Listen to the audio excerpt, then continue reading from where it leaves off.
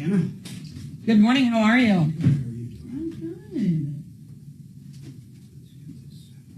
good. How was your? This was a long time ago. How was your shoot the other day? I think it was like a. It was almost like a pilot concept. Oh no, that went pretty good. It was that was a real conservative. Yeah, you're saying it's like kind of a think tank. You're saying it's like the inverse of the View. Yeah, exactly. It went really good. It was cool. Did you know the different? How many folks were on it? 3 of us, or 4. It was myself, Willie B. God, I can't think of the real liberal guy. There was one liberal guy. So they have the point counterpoint. No, not really. It was 3 versus 1. He didn't get much of a counterpoint in. It was kind of cool, though. That's awesome. Yeah, I don't know where it goes from here. The main guy, Leland, he used to host on this station. Yeah. And he lost that gig, so I don't know kind of what happens there. But he still does a few other stations. He's really good at what he does, too. I was kind of shocked. I mean, if you can put it together and pitch that, like... Yeah, I thought it was really good, but I don't have any control over That's it. the thing. You do it, you put it out there, and just see what happens. I heard you got moved in. You guys moved Golden, or where'd you end up? Golden, yeah. You like it? Love it. So we're right by North Table Mountain. Right, like You're right by Corporaton, too, right? 9 minutes. Yeah. It's... For this town, that's awesome. Oh, yeah. Totally. Everyone's like, oh, you're leaving Dallas. No more traffic. I was like, no, Denver's horrible. Denver's horrible. But I'm used to it, so it's fine.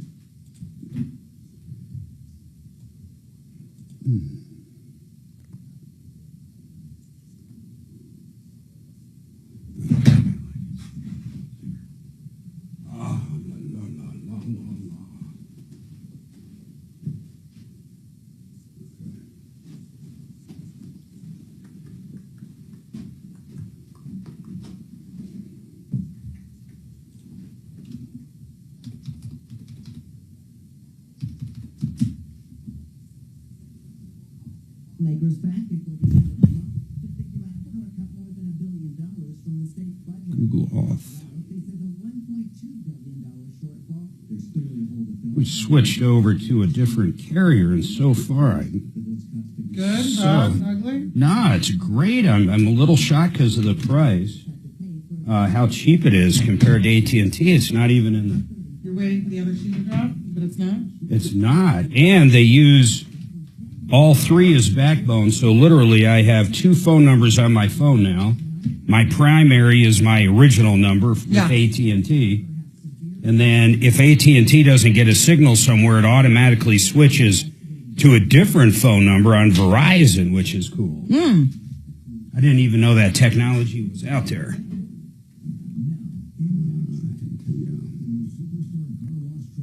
Hey, do we got D today or no?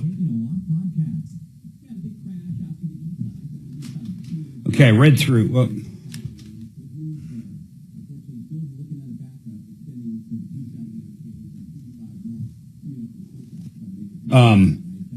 so we'll talk a little, Jenny. We'll work that in for sure. Did you guys end up... They got 4 to 5 leads, which I saw that. Did you guys get any sales on it? I think they got 1 or 2, which is huge. Cool. Yeah, those aren't cheap, man. They're nice, too. They're very nice. And then the 19, I have a couple questions. Yep. So one, if they're already a customer and it's been 2 years, still no? Or is it anybody 2 years if it's been 2 years? You want to repitch the same people, I guess? If it's been 2 years, yeah. Okay. So it just doesn't matter, 2 years. Correct. And, of course, new clients. Yep. And 19. Let's just get this done. Right. This freaking, I'll tell you, the roofing people have been hurting. Everybody in your industry. All of home nothing services. like usual. All of home services. Yeah. And nobody has a great explanation. Well, it's not hot as hell here, at least. Well, How about in other states? Like, is Texas booming or? no, Texas, it's been mild. For Texas, it's been the most mild summer. Of course, the one that I moved, when we moved. I wonder why. It's been the midnight. It's heavy rain, which we don't normally have. Now, Phoenix, different story. They're breaking records, both in temperature and in revenue. Wow. Yeah. So we've got a 2-song location in Phoenix, so they're doing great. we did a 6 or 8 week trip last year, and we went through. We were going to end up in this RV park. It's really high end shit. Yeah. We'd have our own swimming pool, the whole bit. Yeah. Private swimming pool next to our house, outdoor yeah. kitchen. It was 120 freaking degrees. So Yeah. we said no No. way, Jose. No. And we started going somewhere else. Yes. But it was, I couldn't believe it, 120. No, Phoenix is, summer's just no way.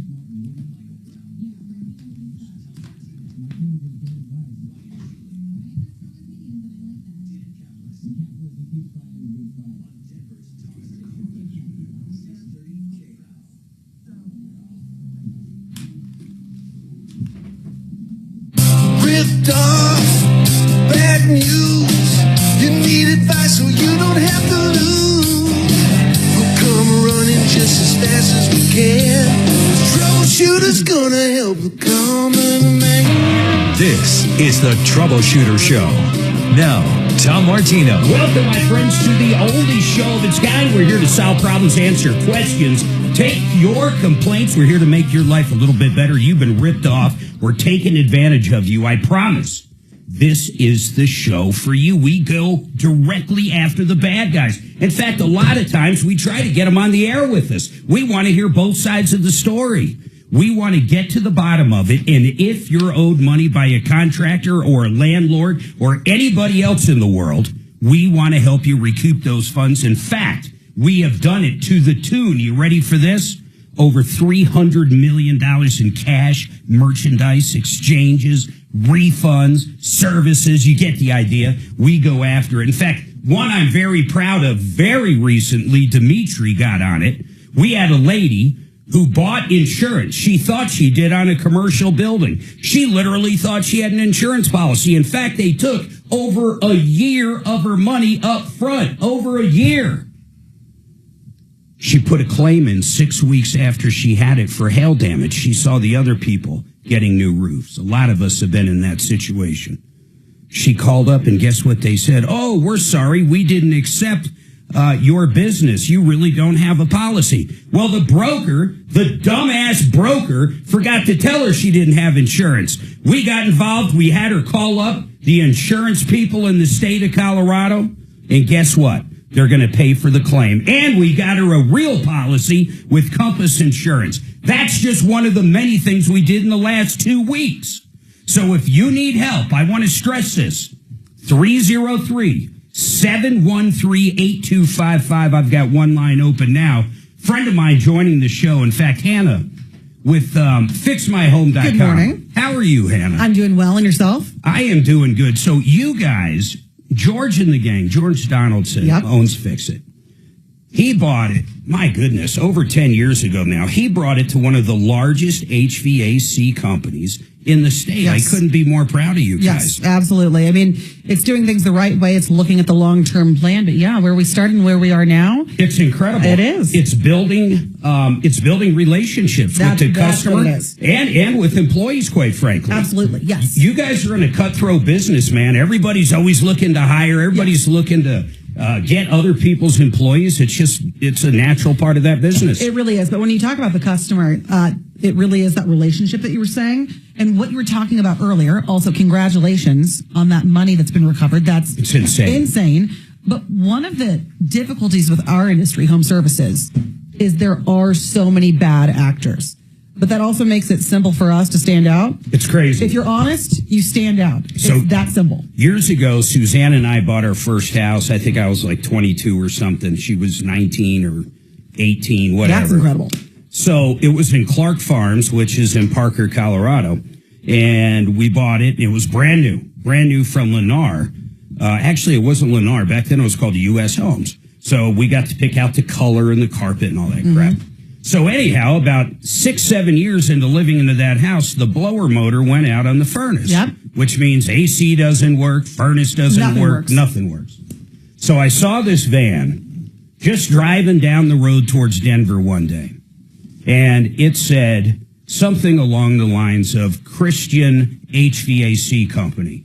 And it had Bible quotes on it. It had everything. And I was like, man, That's got to be an honest cat. I'm afraid of where this is going. Yeah, it's not going in a good direction. I said, that's got to be an honest guy. I mean, who would have the cojones to actually put all this good stuff out there and then be a failure? But sure enough, he took me. He wanted some money up front for the blower motor, and then I gave it to him. He came out, diagnosed it for like $50, and then I gave him money for the blower motor, never saw him again.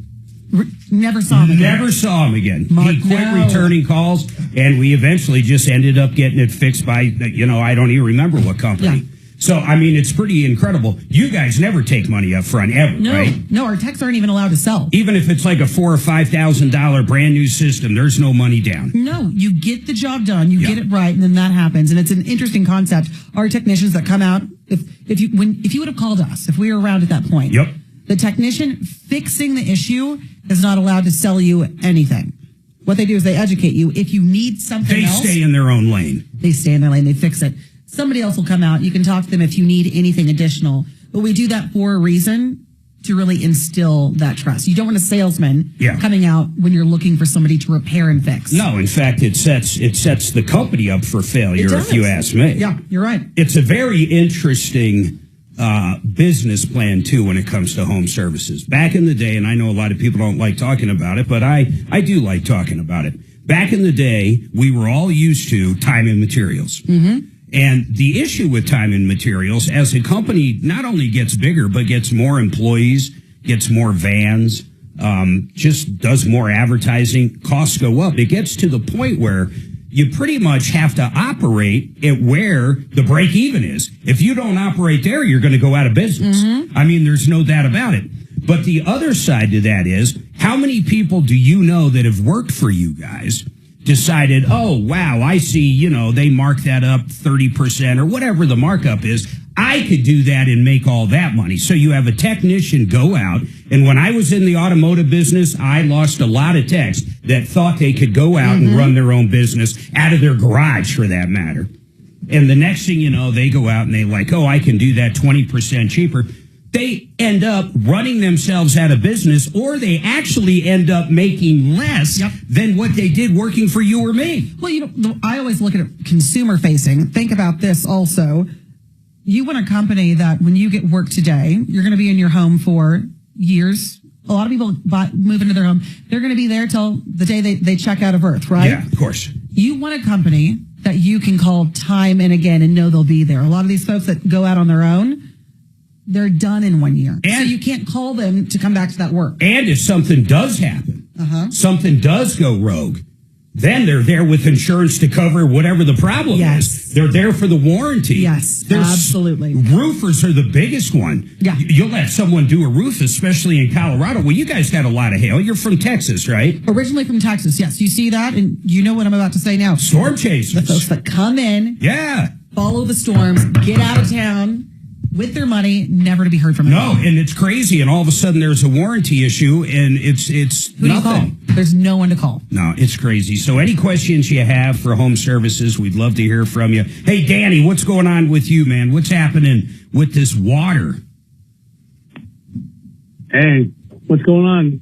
Hey, Danny, what's up, man? I know. Okay, so we moved into a home over here in Greeley, and for some reason or other, the water pipe is broken, and it's been over a month, and the children and the kids don't have any water. Finally, last Friday, I asked my daughter to help me get some water there, and the plumber was nice enough to, a gentleman at Rapid Rooter in Greeley, a guy named Isaac, and his wife Paula, very nice people. Hey, Danny, let me ask you a few questions. How long have you lived there? A month. And when you moved in, was there water?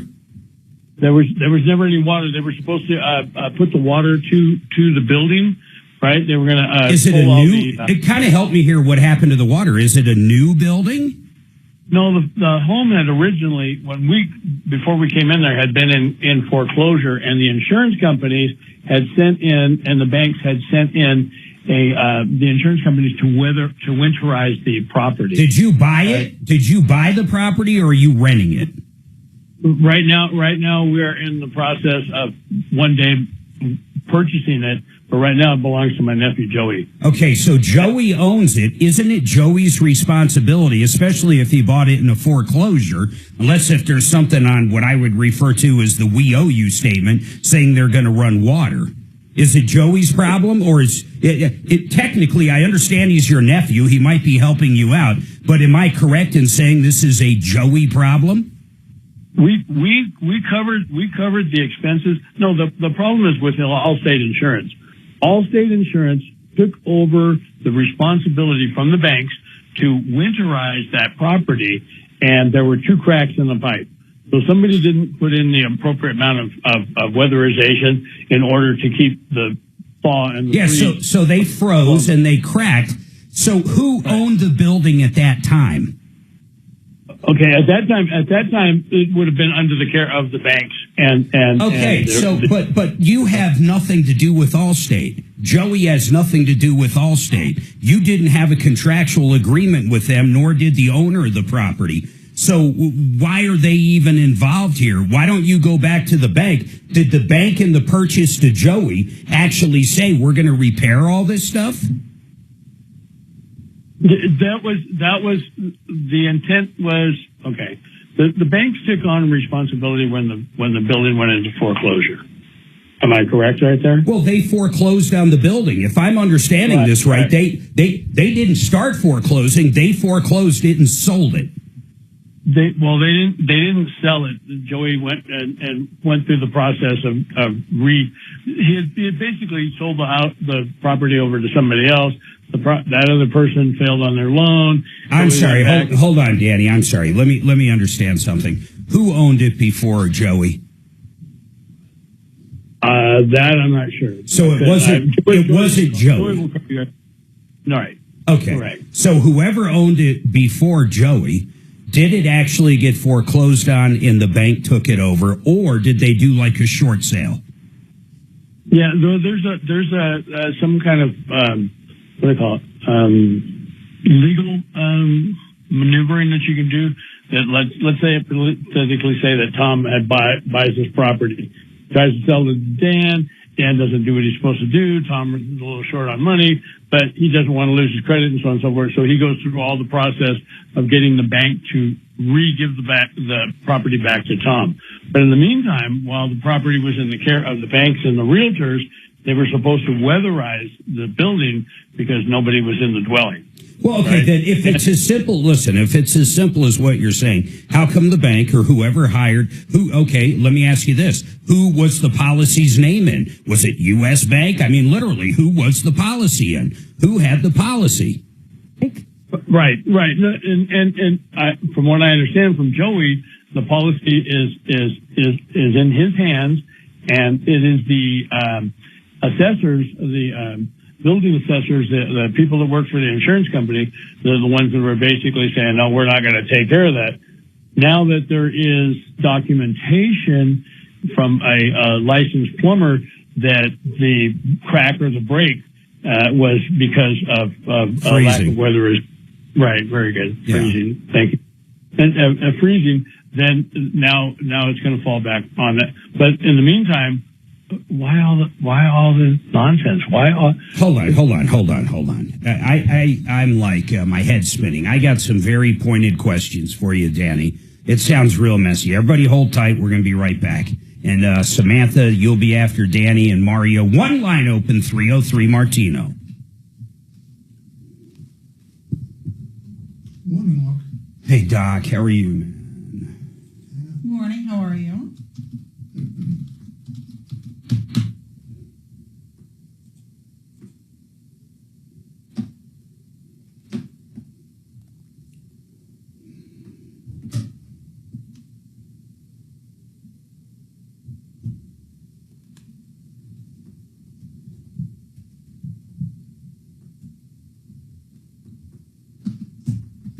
Denver Regen. I'll tell you what I love about them. They helped me lose 45 pounds. I got about another 7 or 8 to go. You realize I'm going to lose 50 pounds in about 7 or 8 months with Denver Regen. It's all less than $300 a month. I don't think of food. I'm not hungry. You got to do other stuff. I'm trying to work out every day. And of course, when I do eat, I try to eat healthy, but it's like cheating. I promise you, it's like cheating. You've never witnessed anything like it if you don't know anybody that's on the jab. These GPL ones are unbelievable. Check them out at denverregen.com. It's denverregen.com.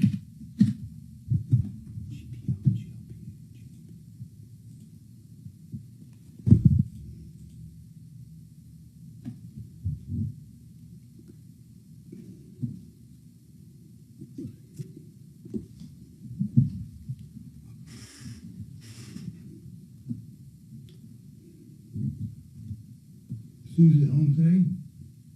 Susan's 10 feet from you. Where's Kelly went to the dentist. She got drugged last night and is probably passed out right now for a freaking teeth cleaning. Oh, come on. No joke. Wow. She had to take a bunch of pills last night just to get to sleep. And then I think they literally bring in what do you call it, where they put the gas on you and knock your ass out. Oh, yeah, for conscious sedation. I doubt she's conscious, but I don't. Well, they call it conscious. Well, she's barely conscious when she's here. So.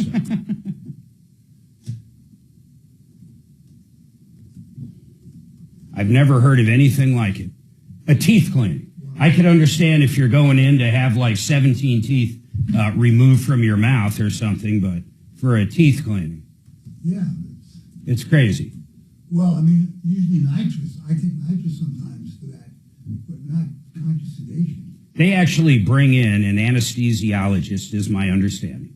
Yeah. When I had some dental work done, I had to do a bone graft, they brought an anesthesiologist in. That makes sense. That's not a teeth cleaning. Right. But some people just have dental phobia, you know? Yeah, but my God, that's just crazy, though. You know, if you think about it, it's no crazier than any other phobia, whether it's...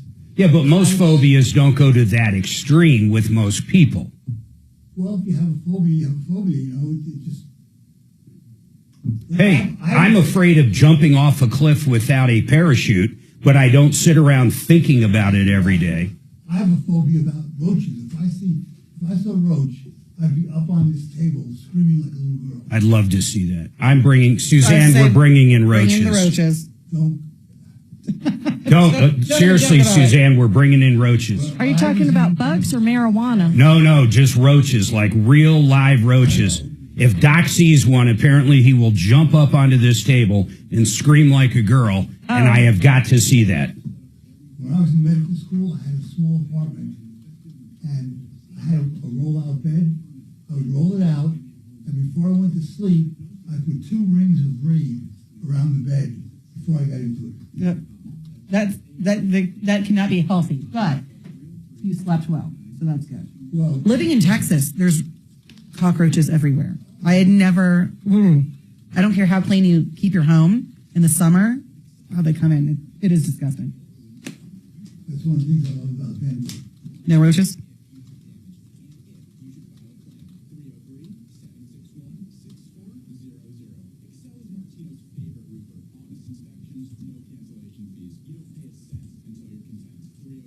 I don't think we've ever had roaches. No. I can't remember. I had never had a bugs. Texas has them so bad. It's I only had them, like I said, Good God, this one's been. it was $100 a month for rent, which when you're Yeah, it's secure prison facility. Were Information. you go to medical school? 70, where? Yeah. DC. Oh wow. I went to George Washington. Oh, fantastic. Suzanne, look for help. Someone was looking for a water system that came in. Can you tell me what I just don't have help open. Okay, Here, I can open it. Would Fuck Fix It Service Fort Collins is all I see. Yeah. Nah, 5 o'clock, it was it's probably in. I probably threw it out. all of the black went up because the neighborhoods were so segregated. Yeah. Text me the fucking password. God bless. All right, 303-713-8255, 303 Martino. We got one line open. I got to figure out what's going on with Danny and try to help him out here. He's got no water. He's been living there for a month. He's renting from, I think, his nephew, Joey, and they have no water. But I got to tell you about Paul the Waterman, the best for less. I got an email yesterday. I guess Paul was in. I wasn't here yesterday. And they got quoted a system, a whole house system that would get rid of the PFAS, all those little microplastics. And it was like $12,000. Paul's got a system for $3,700. Whole house system. It'll do it all. It'll get rid of the PFAS. On top of that, it'll soften the water. And yes, I think it was from Greeley. And yes, you do have very hard water up there. And then it also takes care of the chlorine issues if there is any. It's incredible. Check them out at waterpros.net. Waterpros.net. Now, I'm going to go back to Danny. Danny, I've just got to understand something. If you're saying the insurance company is supposed to fix it, what insurance company is it again? Allstate. Who has the contractual agreement and put in the claim with Allstate? That's all I need to know. Who is on the contract with Allstate? That's my nephew, Joey Mitchell. Okay, then why isn't Joey getting on Allstate and telling them to get out there and fix it if it's a covered event? Exactly. And so at this point, I guess we're going to have to go through legal ramifications. Is it a renter's policy or a standard homeowner's policy? I think it's a standard homeowner's policy. But yet he's renting it out to you? Is that possibly the problem? Pardon? He's renting it to you, correct? No, well, we're all staying in the same place. We're paying the mortgage, and eventually we'll probably end up buying. But that's so the point is he's in there with you. Right now, yes, he's in the dwelling with us because he's been. Do you have a copy of the insurance policy? I'm going to have Joey send you all that stuff, and he's going to be on the phone tomorrow because I'm just a grandfather. Yeah. That boiling hot, the children and the kids. Well, I can't believe you've lived without water. Honestly, I don't want TMI, but my God, how are you showering? How are you flushing the toilet? They've been at motels, okay. Probably like 10, 15 days of the 20 days. How much is it going to cost just to fix it if the insurance company's not going to do it? About $6,000, $7,000, $8,000. Well, what are you guys going to do? Honestly, what are you going to do if it comes down to that? I'm going to get the water turned on, but the insurance company is obviously going to have to recompensate. God, you keep saying you're so stuck on that. And if there is coverage, and Joey, who owns the house, did have the coverage, then yes, we can help you get the insurance company to step up and do it. I've got Matt at Paragon. Awesome. Let me have Joey call you tomorrow. All right. What can I do to get the thing to you? Do you have an email address? Yeah, Suzanne will give you that. It's help@troubleshooter.com, awesome. But she'll give you that. Awesome. Yeah, and that's what I need more than anything is the policy. We got to have the facts. We got to have the facts in order to come out. Yeah, here's what I worry about. And then I'm going to let you go, and you're going to get me that policy. I worry the policy is not in your all's name. No, it's in Joey's name. It's good. Okay, that's all we need to see. And then I'll have... I'm putting him on hold. Then I'll have an expert look at it. I'll have Matt at Paragon look at it to see if you have coverage for a frozen pipe. Then if you have an expert saying it happened because it was a frozen pipe, you do have the proper coverage and they're denying it based on the fact they're just jerks, then we'll get Matt with Paragon involved and he'll force them to get it fixed. So, I mean, this should be a no-brainer if everything you're saying is correct. Once again, I got a big fear just based off our conversation that policy is not in your all's name. I hope to God it is so we can help you. Hey, Samantha, what's going on with you? I have a 2014 Kia that I've had back and forth to the Pete Kia dealership several times. What's going on with it? Let me ask you some basics here. When did you buy it? Sure. My ex-husband bought it in 2014, so we're the original owners of it. Wait, you just said something I want to make sure on. Did he transfer the title to you when you guys got divorced? Yeah. Okay, keep going. Well, he actually died, and we got the title transferred. I understand. Go ahead. Okay, so the Kia actually has a class action suit against engine defectiveness. Probably So, oil. Are you referring to oil consumption? Yes, Okay. oil consumption. We took it in a couple of years ago, and Kia explained to us that this is a safety recall, and they did a bearing test, and they put a KSDS. It's a computer thing that would keep the engine from seizing up, and since then, the engine has seized up 3 times. Well, then it wouldn't move anymore. Wait a second. If an engine seizes... go ahead, Samantha. Yeah. It keeps it from seizing up. So it goes into what they call a limp mode. Yeah, but that could be a million. That could be a million things. So, I mean, what do they diagnose it as? They say it's oil consumption. Okay. So why aren't they warranting it for you? Is it over 100,000 miles or? Well, they are supposed to warranty it for us, but they keep going in and saying that we're just going in and replacing this, or just be aware that it's the oil consumption. They're supposed to replace the engine, but they're not. When we originally went in, they said, "Oh yeah, if this happens again, we're going to replace the engine." So how did they originally test it? Did they do an oil change, then you drive back in 30 days and they literally look at how much oil is missing? Yeah. Okay. What they did was they replaced the oil, then they did a engine bearing test. Okay. And then we had to go back in and then they checked the oil. Okay, and then they said it was low, it is consuming oil. Yes. And then what? And then they said we had to do all oil changes through the dealership, which we have done, so we have records.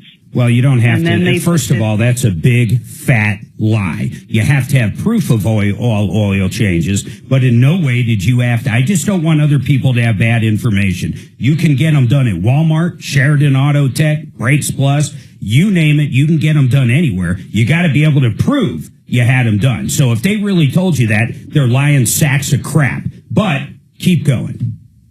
Yeah. Well, and this is my daughter's car, so I just wanted to make sure that we were following everything we needed to follow. Yeah, that's fine. So where did you went in, you had the oil consumption test. They acknowledged you are losing oil. Is that correct? Correct. Yeah. Okay, then what? What did they say right after that? Well, then they said if this happens again, we'll probably replace the engine. And I assume what? They did another consumption test? Yeah. And then what happened when you brought it back in? Then they said, well, the parameters have changed. What is that? Meaning that, hold on, I'm sorry, I want to make sure I understand. Okay. Kia changed how much oil needs to be consumed in whatever amount of time in order to qualify for a new engine. Correct. Yeah. Okay, then what? They said the parameters have changed and you're not consuming oil. We're not consuming enough oil. Okay, and that's where it is right now? Qualify for an engine. Well, it happened a third time. What when you say, hold on, let me put you on hold. Let me do this break. When you say, I'll ask you this after this. Mario, you'll be up next. He's got an employment issue. By the way, 2 lines open, 303-713-8255.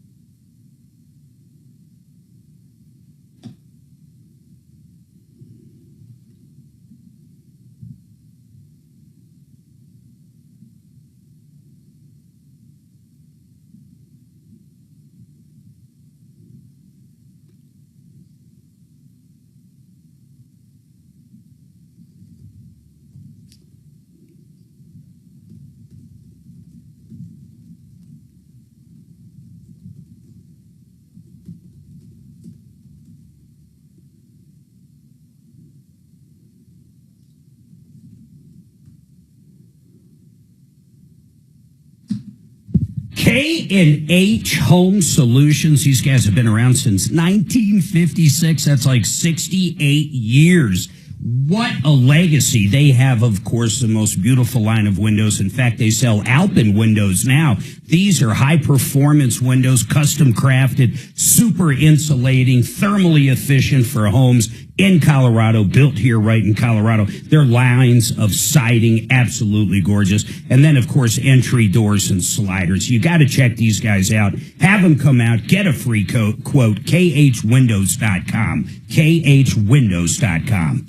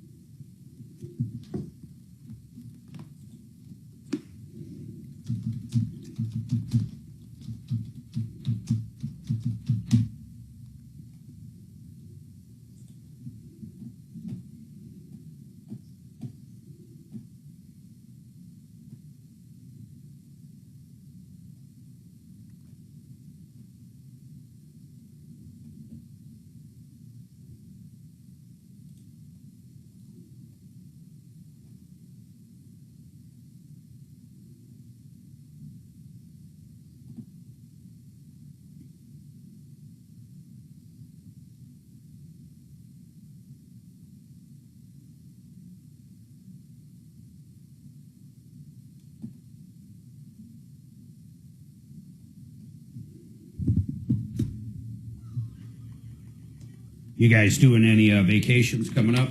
Anything cool? No, just getting some. We actually canceled vacations. Because you're moving. Moving. Did you get your house, or would you guys have an apartment there? Or? We have a house in Dells, kept that, renting it out. Oh, cool. Yeah, that made financing, just you have to get over that line. But no, it's cash flowing. It's good. Cool. Yeah.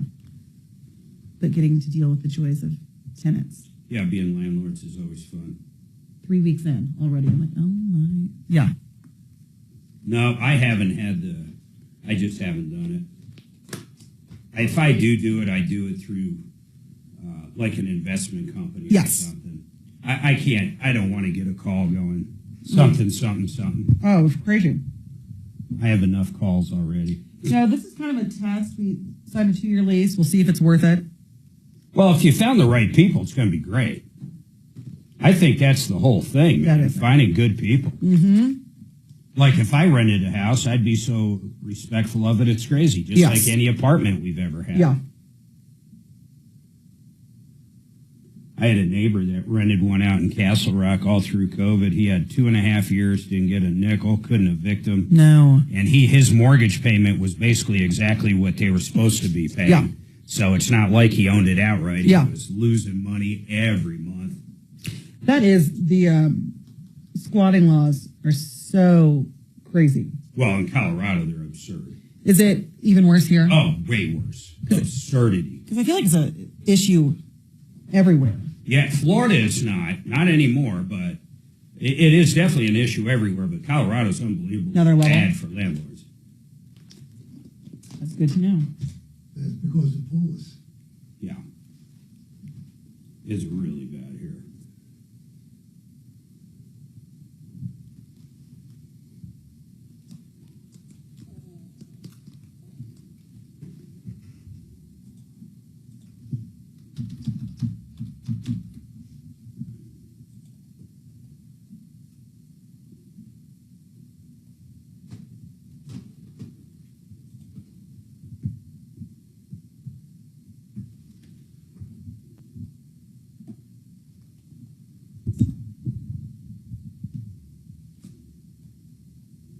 Skip drive.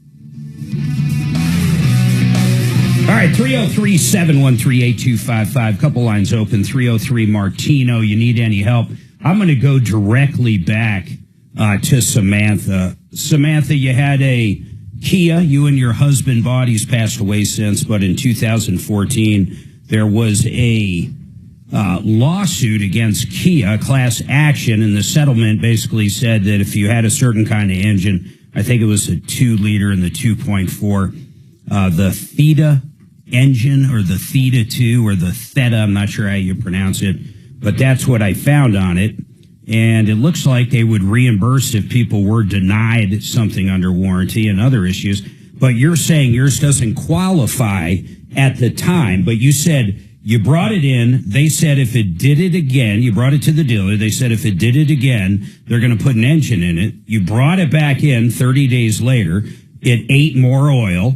And they said, well, Kia changed how much oil it has to consume in order to qualify. But then you said you brought it back a third time. What happened the third time? Well, they've put this knock sensor in. Okay. And what that does is it puts the car into a limp mode. So that's what I talk about when it does it again. Well, you're totally confusing me. The knock sensor is if the engine starts knocking, it basically tells you through a check engine light that it's knocking. It could very well send it into limp mode, I guess, if it's bad. But what does that got to do with the oil consumption? Well, in theory, if the oil is low, what it is a preventative so that the pistons or the rods won't destroy the engine. Okay. How often is it going into limp? Suzanne, get Sheridan Auto Tech on, please. How long is it going into limp mode? It has gone into limp mode the third time. In how long? And how long? Oh, in the last 2 years. Oh, so in 3 times, but they put a sensor in. Did they replace the original knock sensor? Yes. Did you guys pay for that? Not the original one. We didn't pay for that. This is what they have. They updated the software in here. Okay. So that it would happen if there's a slight vibration into the engine. So what happens when the check engine light comes on? What happens? What do you do? Well, they've told us when the check engine light comes on, we're supposed to stop and get it towed to the dealership. Okay, and you've done that 3 times in the last 2 years. Right. So when it gets there, what do they do? And then they go over it and check and make sure. They do a bearing test. Although the last time they didn't. And my concern is that this is a young what do they do? Do they girl. simply, help me out here, Samantha, do they simply reset the light? What do they do? They simply reset the light. And then you drive another 6-7 months, and then it comes on again. Yes. And then you go through the same thing again. And this has happened 3 times? Yes. And what do they say about the oil consumption on these 3 visits? The second time this happened, they told me if it happens one more time, we'll replace the engine. Okay. The last time that they did, they said, oh, well, we didn't see the light go on. So it just feels like they're dragging their feet. How many miles are on this? The warranty is done. 127,000. That's just incredible for a 2014 Kia. I mean, it's truly incredible. What did they extend the warranty to in that class action? 150,000. So you're still got quite a bit. And what dealership is it? Kia. Peak Kia. Is that off of Arapahoe? No, that's Arapahoe Kia. Where's Peak Kia? Wadsworth. Oh, okay. Have you brought it to any other dealer? No, I have not. I'm very curious. I don't understand why they're just not warranting that engine out, Peak Kia. I wonder if you brought it to another one. Have you called Kia direct, the manufacturer, and asked them what's going on? Well, that was a question I thought I might just do that, but my boyfriend said, why don't you call the Tom Martino, get some direction on what you need to do? Because as I read through the comments online, a lot of people have had their engine replaced. Yeah, I've had a couple Hyundais replaced under the exact same thing, and it just wasn't pulling teeth like you're going through. It's almost like they're trying to wake you up, but I wonder if Pete Key is part of the problem here. What records do you have? Do you have all the receipts? I do. Can you send those? Are they like in a PDF, or what do you got to do? You got to scan them, or how can you get them to me? I can scan them. Scan them? Yep, and I do have, yeah. And what I want on any of them, did they say if you come back for this that they're going to replace it? Is there any kind of notes like that? No, there is not. Okay, but I will be able to see where they went in and they did the oil consumption test. That should be on the invoice. Yeah, that should be in there. Are the results on there? Assembly knocks, yeah. Just send me, you know what, I'm not going to, I'll parse through it. I need you to send me whatever invoices that are related to this. Okay. You broke up there. That. You got that? Yes. All right, get those over to me, and I'm going to put one of our deputies on it, but I personally want to look at these invoices and kind of understand the mileage and the different dates. But I agree with you right now. If everything's at face value, something's going on. I think a call to Kia is going to be in order, but I really want those documents first, all right? So hold on. Suzanne, get those. Hold on one second. I still would like Kevin Calkin if we can get him. Awesome. All right, 303-713. Go ahead, Doc. I was going to say, this is a good example for our listeners. Always get stuff in writing. Yeah, they'll have it for sure. It doesn't matter what they say. If they say, bring in the third time and replace the engine, put it in writing. Yeah. So that, all of this stuff is useless if you don't have any documentation. Well, if it's consuming oil, they need a new engine. It's pretty cut and dry on that class action. Really, all they do is test. It's just simple, Doc. But I'm just saying in general. I agree with you 100%. I'm just telling our audience to do that. Yeah, but this one is so cut and dry. It's like you put 5 quarts in it, you drive 1,000 miles. If there's only 4 quarts left, you get a new engine. Absolutely. And why they're not giving her a new engine just makes zero sense to me. Everybody hold tight. Because they get paid some money from Kia, right?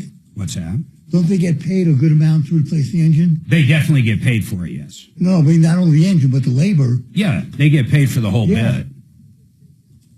So why would they be denying it?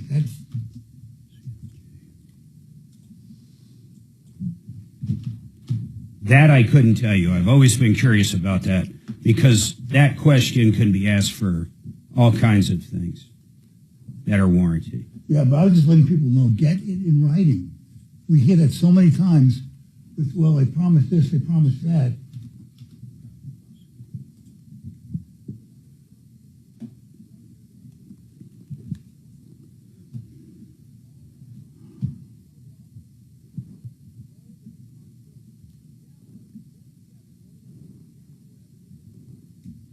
Quiet, cool, whole house fans, man, this thing can save you a lot of money. They work great year-round. During the summer, what they do, and they do better than anything else, they get all that hot air from the upper floors and the attic out of your house, and they suck in that cool air from the bottom floors, that crisp, cool air that Colorado has in the morning. And the thing is automated. It does it perfectly. You're going to absolutely love it. It'll pay for itself in a few years, and it's fairly cheap, to be honest.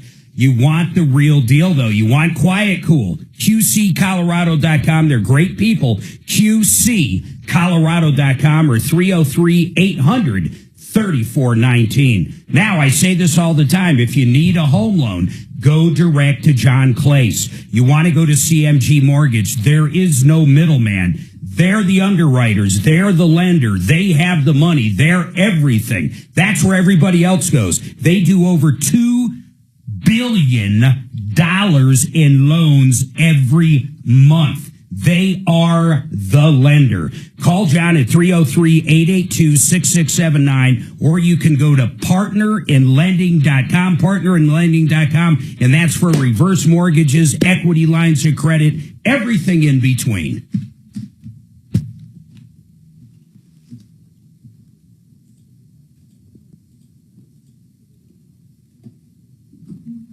She had to hang up to scan those things. That's fine. As I have them in the email, I'm going to call her, and then I'll get Sheridan on as well. Okay, I don't even need her for Sheridan. I just need to ask him a question on what she's saying. But you want to look at the invoices before you talk to him, or you? Yeah, I want to see the invoices, yes.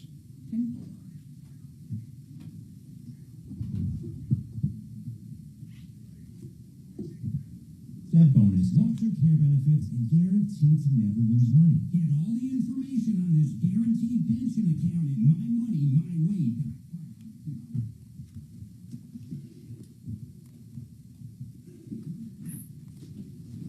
Look, I'm going to put this over here because Dimitri's going to be in. Let's see.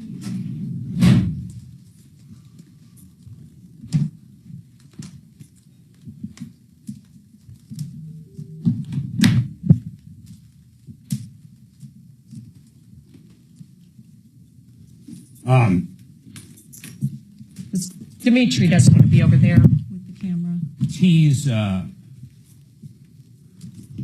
Tease Mario. Or actually, I might go. I already did. I already told him he's coming right up after the break. This break or the big break? Oh. I'll go to him quick.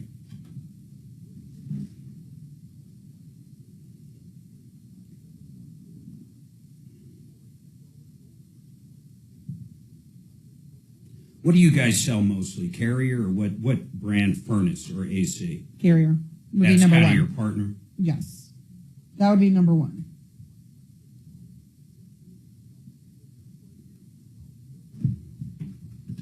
Yeah. Okay.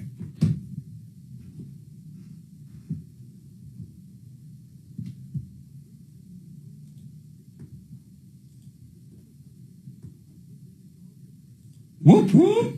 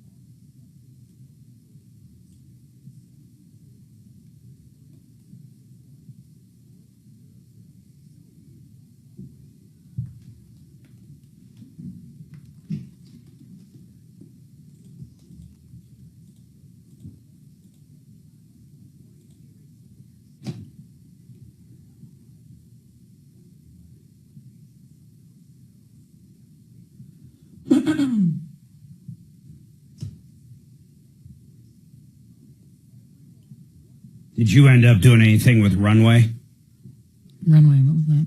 That AI program, make videos? Yeah, I need to dedicate more time. I still hop into it myself. All right, 303-713-8255. We have some lines open. Mario's got a problem, I guess, with his employer.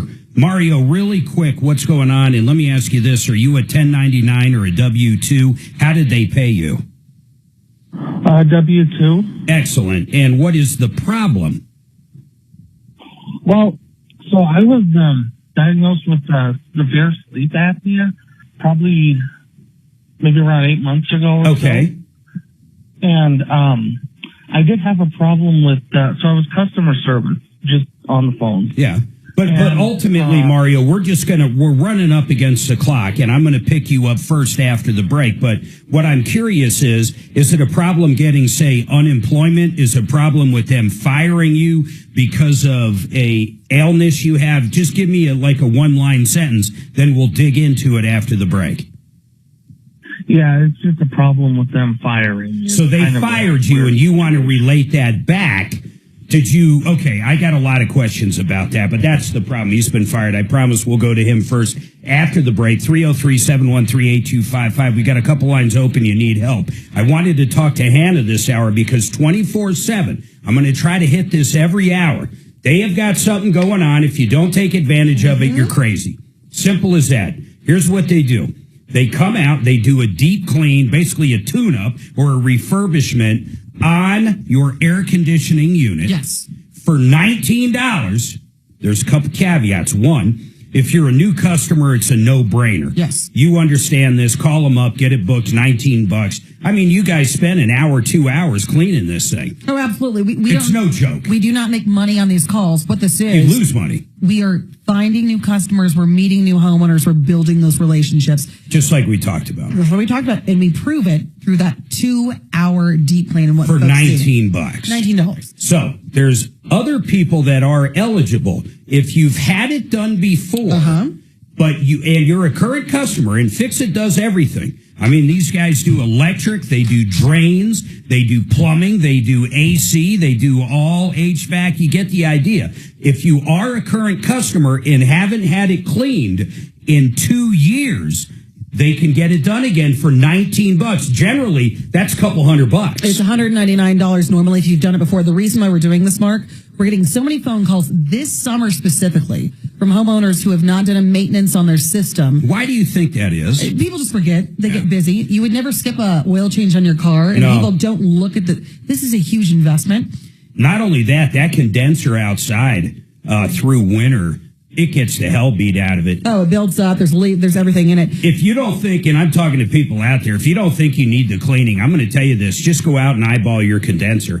I don't care if you've been using it. You're going to see dirt and mud and snow. Well, not snow anymore, but whatever was left in the snow just caked on there. They're going to clean that entire thing. They're going to make sure the blower's working and clean. They're going to make sure everything is in tip-top shape, and you're going to give a no-breakdown guarantee. So if you have any issues, we come back, we handle that. Let me just say, the reason we're doing this, so many units are breaking down because they haven't done it. Folks are having to spend thousands of dollars on something that could have been prevented by a quick maintenance. This is a great way for them to introduce the company, show everything they do. They're going to put those stickers on your furnace. But get it done. 720-526-3939. 720-526-3939. We're going to come back to Mario and a lot more right after this. Awesome. Thank you. What's that? That was good. Thank you. Yeah, we're going to try to hit it each hour. You got to understand our audience changes every 15 minutes. Oh, morning news. That was mine. Bread and butter before I got out. We would re-rack the same stories, but it was a whole new audience.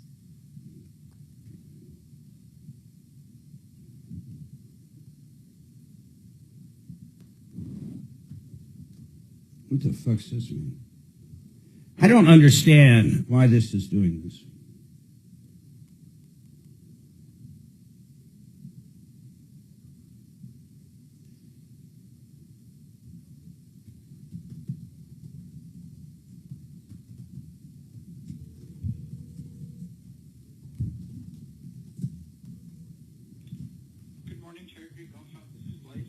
Hey, this is Dr. Manfred. I want to know if I can put in a request for Saturday the 16th. I have some relatives coming in from out of town. I'd like to get a tea time as close to 12 as possible on Saturday the 16th. Okay, just you and one guest? No, it'll be a foursome. Okay. I'll get you in there in the lottery. Okay, that'll be appreciated. Thank you. Yep, you bet. Bye.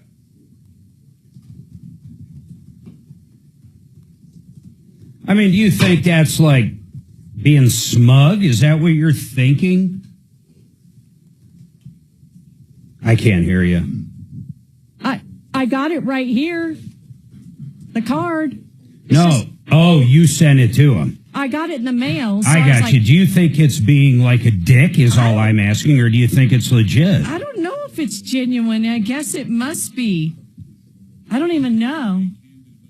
I mean, if you read it, it makes sense. I remember I got my ass handed to me by this guy. Yeah, he's a fucking He's dick. a dick. Hope he burns. I just wonder, I mean, it's so weird. I'm not going to say, okay, for our YouTube audience, I'll tell them, I'm not going to say who, though, under any circumstances. I'll leave that up to Tom. But someone sent him, believe it or not, a congrats card. A congrats. Literally, you open it up. It looks like something you might send To like a graduate. to a graduate. And the hallmark portion of it says, you deserve every ounce of happy you feel right now. Now, remember Tom's circumstance now. And this guy is an asshole. I'm not going to say who it is. But then you read it. We should put a poll up. What do our YouTubers think? But then you read it. Here's what he has to say. I'm going to leave out his name. I could put a picture up of the card. Yeah, we can put a Because it doesn't picture up, really but give it's away not who it fair. is. I don't think it's fair just to put a picture up of the outside of the card No. where it says congrats.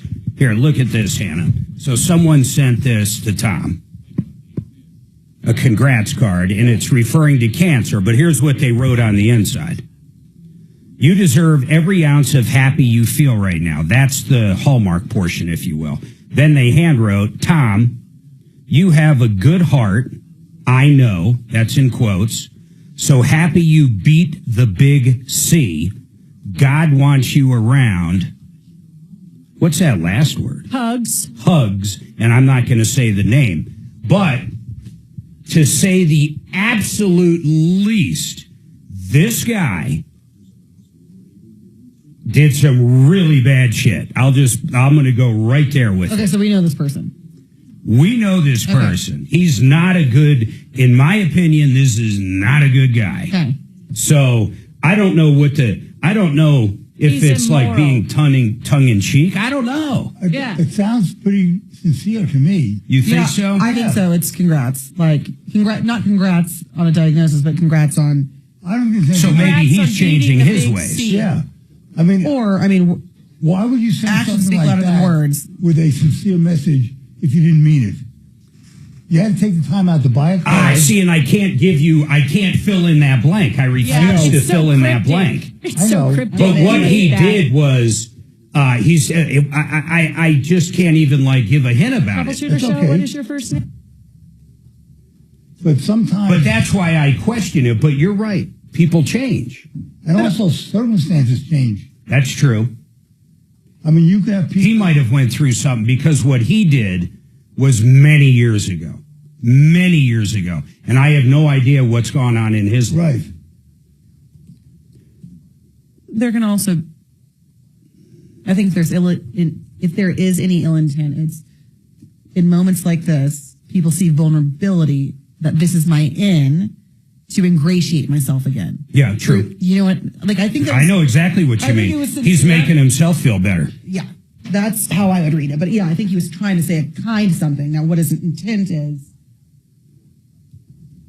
I'm almost in the, when I first saw it, because I didn't see the inside of the card, I just saw the congrats. Yeah. I was like, that's kind of fucked up. Yeah. But after reading the inside, I'm like, interesting. Yeah, I think this is trying to get back in.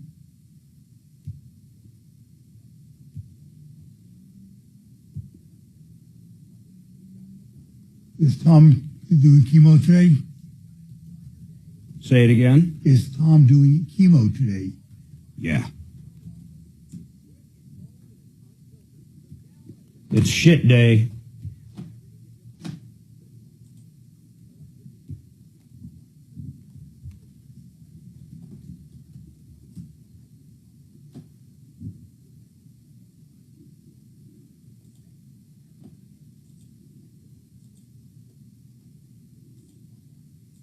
I think you guys got your scheduling way down, too. I haven't had any complaints on scheduling for a long time. But thank you for sending that. Yeah, but I mean, I really haven't had any. There was a period of time, like last year when it was starting to get really hot. It was like, a couple each week. But I mean, I've gotten one scheduling issue in the last 5-6 months or something. Working in the comms department, you have to work internally. Yeah. And say, hey, it's just communication. Absolutely. But to hear that we want to know. Well, it's good because whatever you guys have been doing, you fixed it. Yes.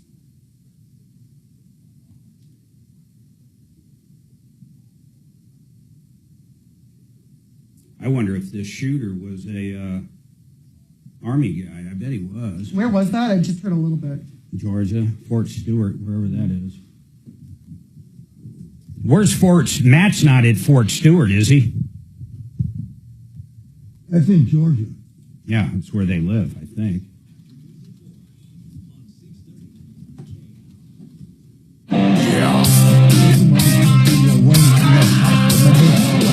Ripped off, bad news. Yeah, a while back. You need advice so you don't have to lose. We'll come running just as fast as we can. Troubleshooter's gonna help the common man. This is the Troubleshooter Show. Now, Tom Martino. Welcome, my friends, to the only show of its kind. We're here to solve problems, answer questions, take complaints. We're here to dive into your life and make it a little bit better. Maybe you've been ripped off by a contractor. Maybe there's a landlord out there giving you the business. It doesn't matter what it is. We have recovered over $300 million in cash, merchandise, exchanges, refunds. If you have a problem, or maybe you just want to warn other people about a scumbag out there or an issue, we'd love to hear from you. We got 3 lines open, 303-713-8255. Deputy Doc to my right. And then we have Hannah with Fix It 24/7. Hannah morning. Davis. You could just moved here. Yes, I did. Yeah, you like it. She moved to Love it. Golden. How long ago did you move? It's been about a month now. 1 month. So I hate moving. hate moving, and everyone, please don't hate me. I came here from Texas. I promise to be a good neighbor. A good neighbor. Yeah, I've heard that a lot of Texans are moving here. Oh my God. I've gotten some pushback. Hey, D. Deputy Dimitri just walked in. We had a neighbor move in. We're in Franktown, pretty far from Golden, maybe an hour or so. Mm-hmm. And we had some neighbors moved in from Texas. How long ago was that, Suzanne? To go? I missed you. It was like 4 or 5 years ago. Can yeah, you hear so me? where we lived, there was wildlife everywhere. Yeah. There's bears, there's mountain lions, there's bobcats, there's wild turkey, like squirrels are everywhere. There's squirrels. There's deer are like rabbits are everywhere. Yeah, and we have, of course, rabbits. We just got everything. Offline button pushed. And they had chickens. A lot of people have chickens out in their neighborhoods. So they put in a coop and they got chickens, and the chickens do their thing. I'm going to go And I'll tell you this, if a bear wants a chicken, a bear's probably going to get a chicken. Bears can open car doors, open windows, and go into homes. Yeah. If you watch some of the YouTube videos, these things are very, very intelligent. So, apparently a bear knocked down their whole chicken coop or something. I know. Somehow the bear messed with the chickens.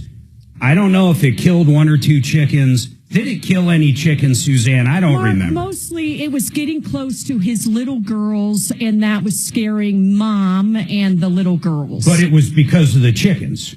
I think they had chickens, or they had trash out and hadn't learned that whole thing yet. Or they had the trash out. So they were afraid. Bottom line was, he was like, oh, I don't want a bear on my property. I got little kids. Mm-hmm. So this dumbass puts up on Facebook. Well, first off, Mark, I don't know if you know this. I think he fired his gun to scare the bears, not to shoot them, but to scare them. And then you're right. On Facebook, go ahead. Yeah, so he goes on to Facebook, our neighborhood Facebook page, which you got to be invited to be a member, all that crap. And puts up there that if he sees that bear again, he's going to shoot that bear. Yep. Okay, now, it gets great, Dimitri. So he puts that, this is a big to-do in our neighborhood. So a day after he posts that, there's 15 neighbors out there with signs, picketing his house. No. Within a couple months, they moved back to Texas. Save the bear. Save the bear, get rid of the Texans.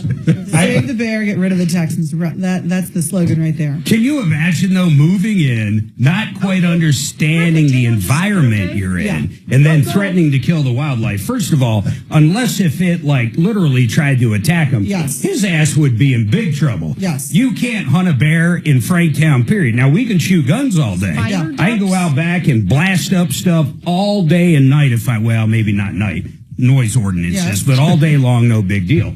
But you can't shoot wildlife. You can't hunt the turkeys. You can't hunt the deer in any form or fashion. Can't get a tag. Can't do it. So, Mark, I've got an idea for you. Yes. Okay, if you're looking for another stream of revenue, you need to start a course. Yes. And living in Colorado. Colorado 101 for Texans.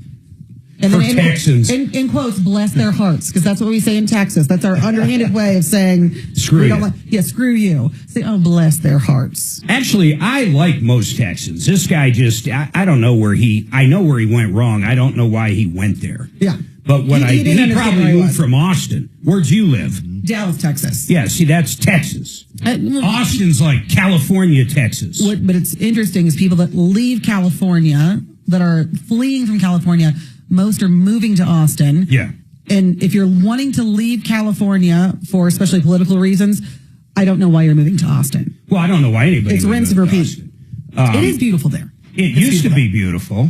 I think it used to be absolutely beautiful. Now I think the mayor, and I think it used to be a quaint little college town. That's what it was. It is no longer that. It is built up so much it cannot sustain. It's Los Angeles. The amount of people, the traffic, the crime is horrible, unlike anything I've ever seen. It's like Denver. I will say though, geographically beautiful, and that downtown. There are certain things. I'm still going to disagree with you. Austin sucks. Los Angeles sucks. I don't care if you can see the ocean.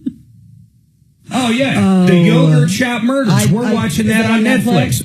I've got it queued Austin. But that was a long time ago. Well, that was, but that was the beginning of the liberalness, probably. Okay. It still has the natural beauty, though. I don't know. Dimitri? The liberals can't take away the natural beauty, the God-created beauty. God's stronger than that, They'll right? put up those wind things in the ocean in New Jersey that kill the whales.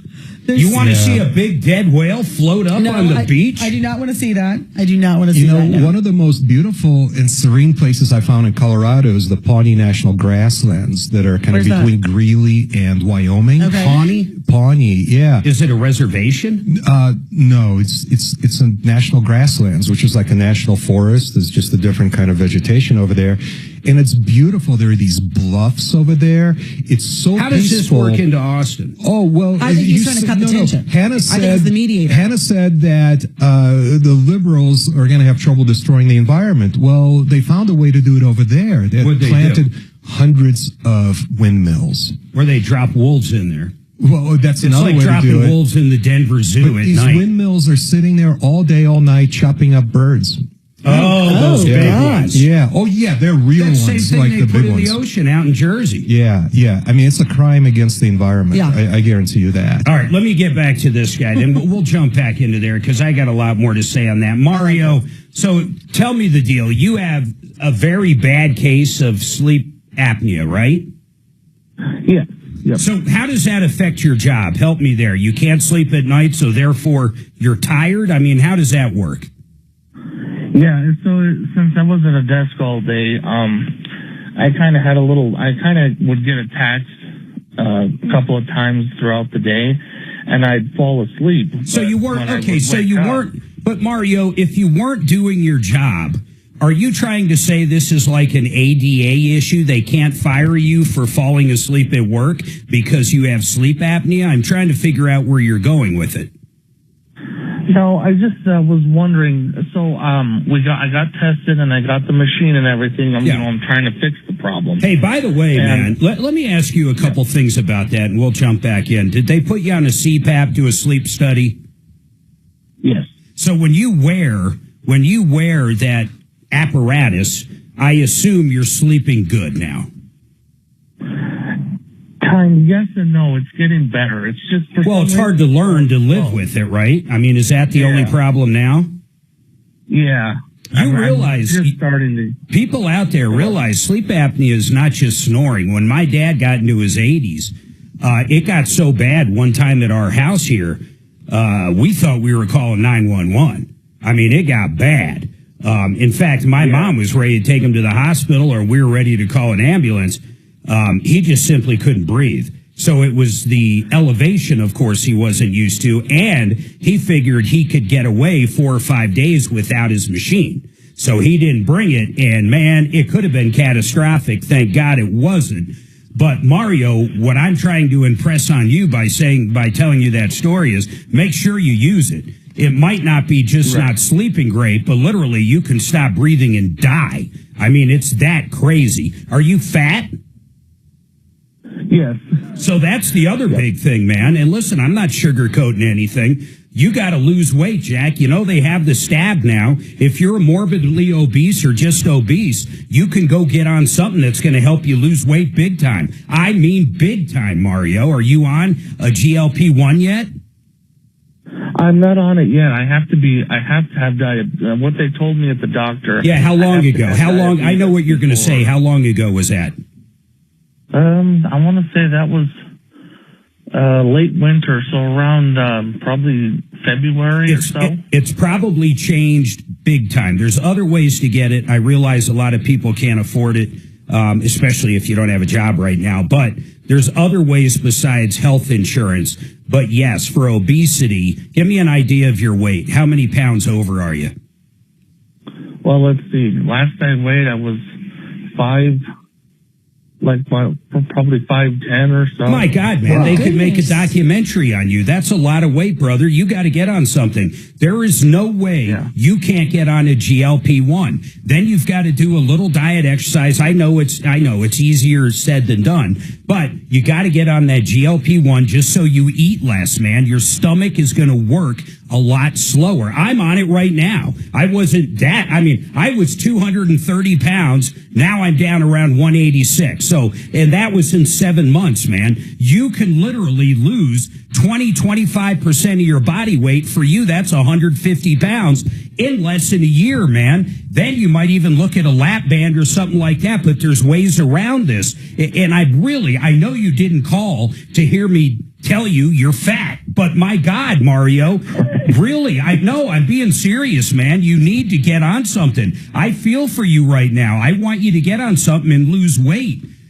This is the least of your worries. At your size, the least of your worries are whatever this employment issue is. But let's go back to that. If they fired you, you should be on workman's comp. Unemployment, you mean? Thank you. Unemployment. Well, that's what I was going to do after I got off the phone. I mean, you know, and I am doing stuff to lose the weight and everything. I eat, less. I don't eat fast food and, that sort of thing. Mario, I got to tell you, I'm going to go back to this, and this is so important, not just for you.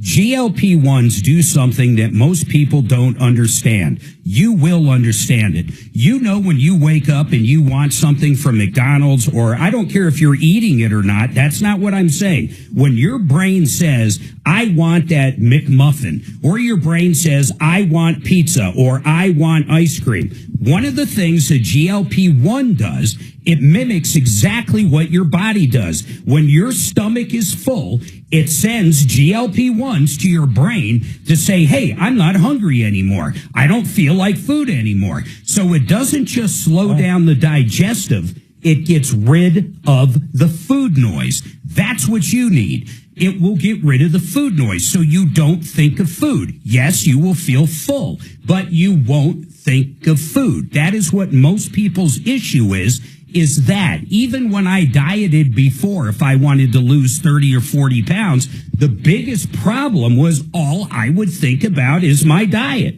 I would think, God, I can't wait for my diet to be over. None of that anymore with these. Please, for the sake of God, Mario, get on a GLP-1, and your healthcare provider should be able to get you on one. And if you qualify for Medicaid because you don't have income right now, or I don't know what the asset-based part of that is, but if you qualify for Medicaid, you're going to be able to get on one for your weight. I promise you. And if you're not, you're talking to the wrong doctor. Oh, okay. Give him my give him my email. Any questions you have going forward, I would love to talk to you, man. I want to help you through this journey. How old are you? Right now, 35. Oh my God, Mario, we're going to get your ass into shape.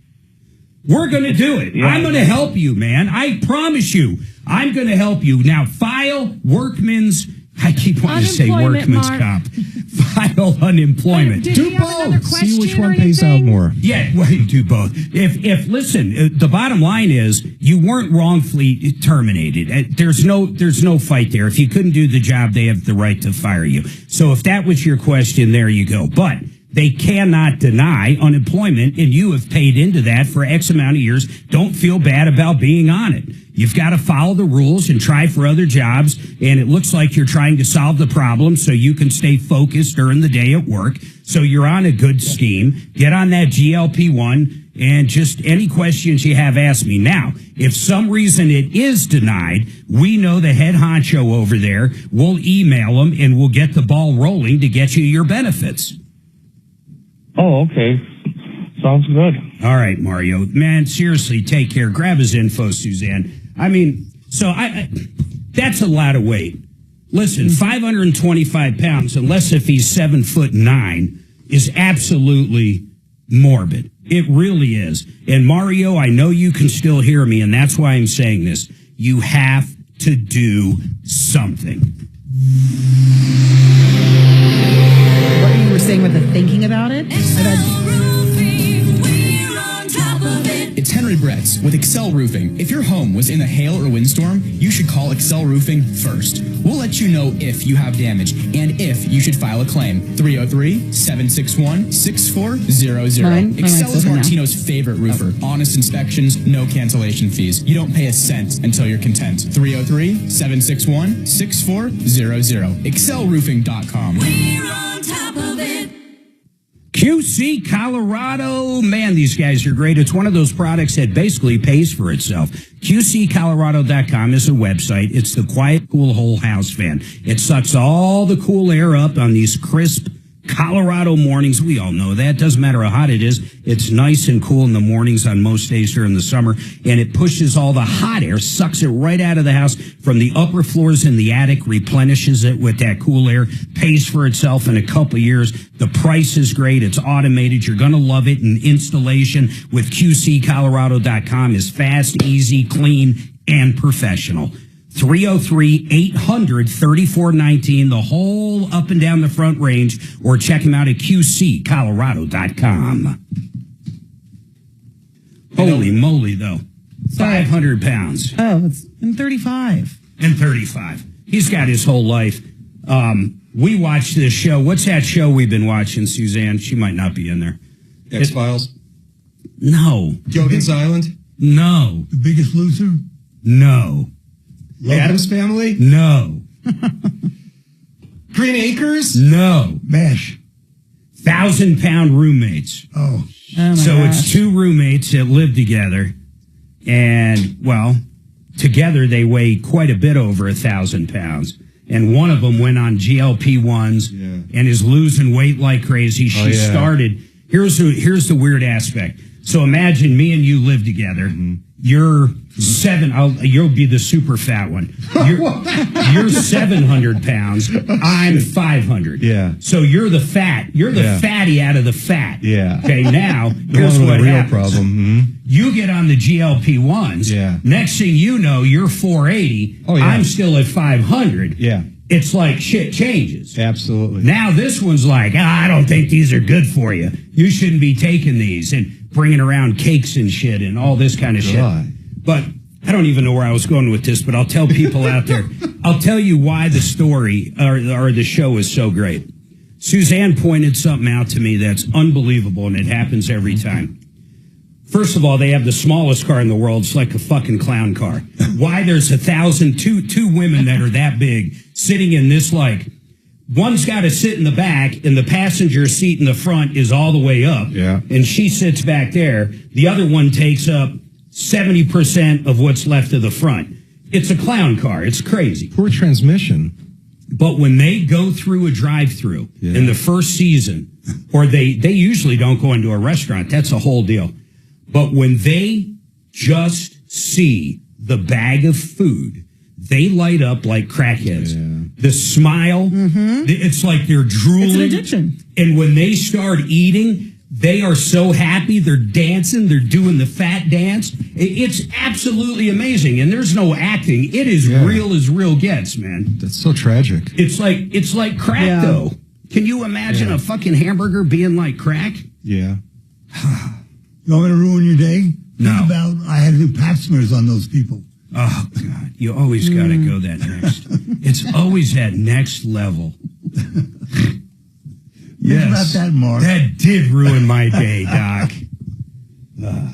But they really ruined mine, too. In the show, they get into like when they leave their apartment, like what a deal it is just to walk to the pool, which is like, it's like 15, 20 yards. And it starts so young. I did it's a whole deal. Volunteered. It's called Girls on the Run, and it gets young people running and moving. That's great. These kids were 8 and 10, and they were obese, morbidly obese, and could be like, I couldn't gain weight to save my life at that age. It was so tough to watch. Yeah. I'm glad the presidential fitness test is back. Yeah, I remember that. We got so excited those days. We loved it. My hardest part was those damn chin-ups. I could do it, and I always passed the test, but the chin-ups were a bitch. Was it always called the presidential fitness? Yes. Oh, that's how I remember. We did it when I was... They would give actual medals out or certificates or whatever in the school for the top whatever. We didn't have those. I never got that. Did you go to school here? Yeah, I went to high school. Well, you should have had it. Hey, we were talking just because of that last call over the break. I'm pretty happy the presidential fitness test is back. I really am. And Keith, by the way, had a problem with Farmers Insurance. And Keith, call back, man. I guarantee we can help you out with that big time. And then Ari, I don't know what just happened to the phones. I'm calling her back at 1 for a scheduled call. Mark, I had a question for Hannah for a gentleman who was driving in the mountains and had terrible connection. Yes. And so I wanted to ask Hannah, and we might have to get your tech on, but he said that he has spider ducting in his house and an old furnace. Never heard of it. He wants to replace the furnace, but wonders, will a new furnace work with the old spider ducting? Yeah, we're going to have to call him the big guns. I'm going to call our HVAC manager. Let's get him Spider on. ducking. Spider ducting. Okay, and ducting. if you want to send me his info, I can clarify. I can do that. Perfect. We'll get that answered. Great. I think on some of those old homes, the mini split's the way to go if you can go there, but your tech will know better. Presidential fitness test. It's back. People are like that used to be so hard for me when I was a kid. Yeah, but I mean, were you okay? So here's the argument. Here's why Obama got rid of it. He got rid of it for the out of shape kids because they felt bad. Yeah. I mean, what does that mean? I couldn't do the chin ups, Mark, like on the bar. So did you sit there or were you embarrassed? Did you wish you didn't have to do it? No, I just didn't expect the blue ribbon. You knew the blue ribbon wasn't coming. So I just I'm glad it's here. We pushed our kids hard, man. Not so hard to where they got freaky either. So, I mean, somehow we found that right mix. But I think competition has to be instilled. Taekwondo instilled it in our children big time. But that kind of competition with the whole school and your peers, I used to love it. I wasn't good at the chin-ups either. That was the worst part of it. How about climbing the rope in gym class? Oh, forget about that. I was never doing that. Oh, I've never been able to do that. Never. And by the way, we should have but look at you. How could you? We should. That brings me to my next point. We should do our own presidential fitness test here on Car Day. We should. Yeah, I'm totally sure up for Kevin it. would love that. And Vic, okay. Something tells me they're not going to participate. I think there's going to be a lot of pizza left uneaten that day. Yeah, a lot of pizza. It's kind of crazy when you think about it, though. It's like that competition, I believe, is good. And hopefully, believe it or not, I do believe this. I hope it motivates, just like how I was talking to that guy. I'm not going to say, oh, so you're overweight. No, he's fat, man. He needs to understand he's fat. He needs to understand how dangerous it is, and he needs to understand how he can fix that. Whether or not he wants to, that's a whole different question. But these kids that are obese, in the United States, we have more obese kids than I think anywhere. It's sad as hell. They're sucking down big gulps everywhere. They should be out running. They should be in gym class. And if they don't want to be because they're not as fast as the other kids, well, get your ass in gear. I think the competition is so important at any point of life. Just like in the job market. Learning that when you're young. But even more basic than that, movement. You never regret a workout for mental health, for physical health, for absolutely everything. Just walk. Anything. And kids are more sedentary than they've ever been. So anything that's going to promote movement, heck yes. Dave, I'm not going to say his last name, but Deb and Dave, Suzanne. Dave had to have been up to 350 during COVID. Yeah. He dropped, so he came over. They came over for Thanksgiving. We didn't see him for a few years. Known him 20, 25 years. They lost some relatives. We knew they had nothing for Thanksgiving. Invited him over. They came over. Dave lost it was remarkable. He was down to, he lost 150 pounds. You know how he did it? He walked 8 miles a day. 8 miles. That's what he did. Yep. He didn't run it, didn't jog it, didn't lift weights, didn't do sit-ups. He literally just walked around the neighborhood 8 miles a day. It's as basic. Isaac Newton knew this. An object in motion tends to stay in motion. An object at rest stays at rest. Move. How about your Uncle Tom? Tom? Now, God rest his soul. He died from a widow's maker recently, but going back 7, 8 years, the guy was obese, probably 400 pounds. For a long time, too. Ever since I knew him. I never knew him not in any normal way. Yeah. You know what he did? This is crazy. He walked. You know how many miles a day? 8 to 10. You know where? This is the crazy part. Funny. In a circle in his house. No. Through the kitchen, through the living room, through the family room, through the kitchen, through the living room, through the family room. There's no excuse. You can do it. You can do it. I mean, I would say go outside. That's also good for you. But if it's got to be in your house, you can do it. That's amazing. And you drop so much weight, it's crazy. People, it's so important. So important. Now, 303-713-8255. David, what's the deal with State Farm that I'm going to take a break and I promise I'm going to come right back to you? Go ahead. Okay, well, I had an accident. I hit somebody. The original estimate was $4,000, ended up being $15,000. Oh, my God. And, so I ended up paying out of cost my deductible and then additional $1,200 that State Farm doesn't want to pay, and I'm. Well, I don't understand. Wait a minute, I don't understand that part. Hold on, I want to deep dive into this. We got to get our insurance expert on. We can, but that doesn't sound right. Why you had to come out of pocket doesn't sound right at all, and why you did come out of pocket besides your deductible on a liability claim is insane. Now, if we're talking about your own car, that might be a little different, but I want to hear about it right after this. By the way, 303-MARTINO, 303-713-TALK. Why would it be different if it's his own car, Mark? Because, if he wants to do something, for example, he had an aftermarket part on there and they're not going to replace it, or he wants an OEM part and it doesn't call for it. But when it comes to the other side, I can't imagine. He made it sound like it was the other car's issue, but I don't know. What do I press to talk to Suze? I'm on off and PGM right now. Control room up on the top left. Suze, I just texted our team. I've got to see who would be able to answer this because Adam is not in.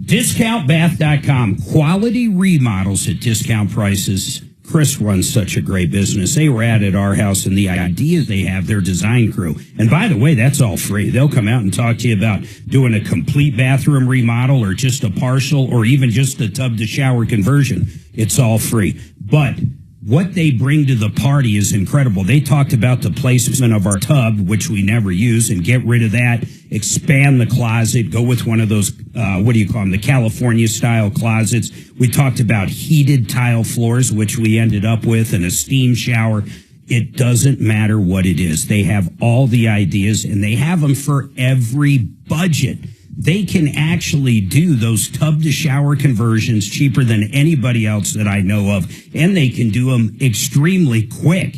These are your guys when it comes to bathrooms. 720-979-2322, or check them out at discountbath.com.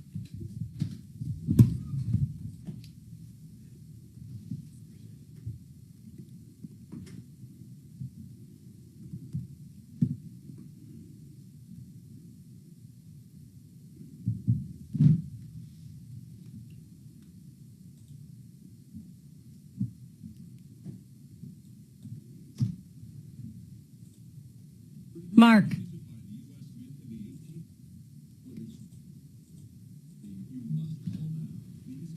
Can you hear me? I can hear you. John Libby just got back from Scotland. Hit offline. Oh. There you go. John Libby just got back from Scotland. He did a golf trip in Scotland with his family. Golf. What? Golf? If you're in Scotland, it's golf. It is? Yeah. Are you being silly? No, I think that's what it was originally. Shannon would know. Isn't that what it was originally called? Golf? Mark, look at text from Tommy. Oh, my God. Uh-oh. It's good. Oh, yes.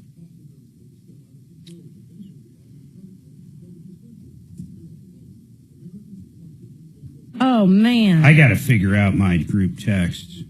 Why, you're not getting our group text? No, I'm getting them, but now that I have two phone lines on one phone, it's weird. I get duplicates under two different. I got to figure that out. I am loving the two phone lines right now. Like when I just texted Mario your number. This is great. I know. This is awesome. It is GOWF in Scotland originally. Golf. It's golf, Hannah. That was the original name of the sport. Yeah, ChatGPT. Golf. There is no golf carts in the country. You cannot He use. did 6 rounds in 8 days. Wow. Oh, wow. It's big money there, too. Does Trump got a place there? I Yeah, think he just opened it up. Yeah. Yes, Savvy, you guessed it. He just found out today. Sounds like this is going to be his last chemo treatment. Thought it was going to have to go through September, so this is amazing. Awesome. So we can leave tomorrow.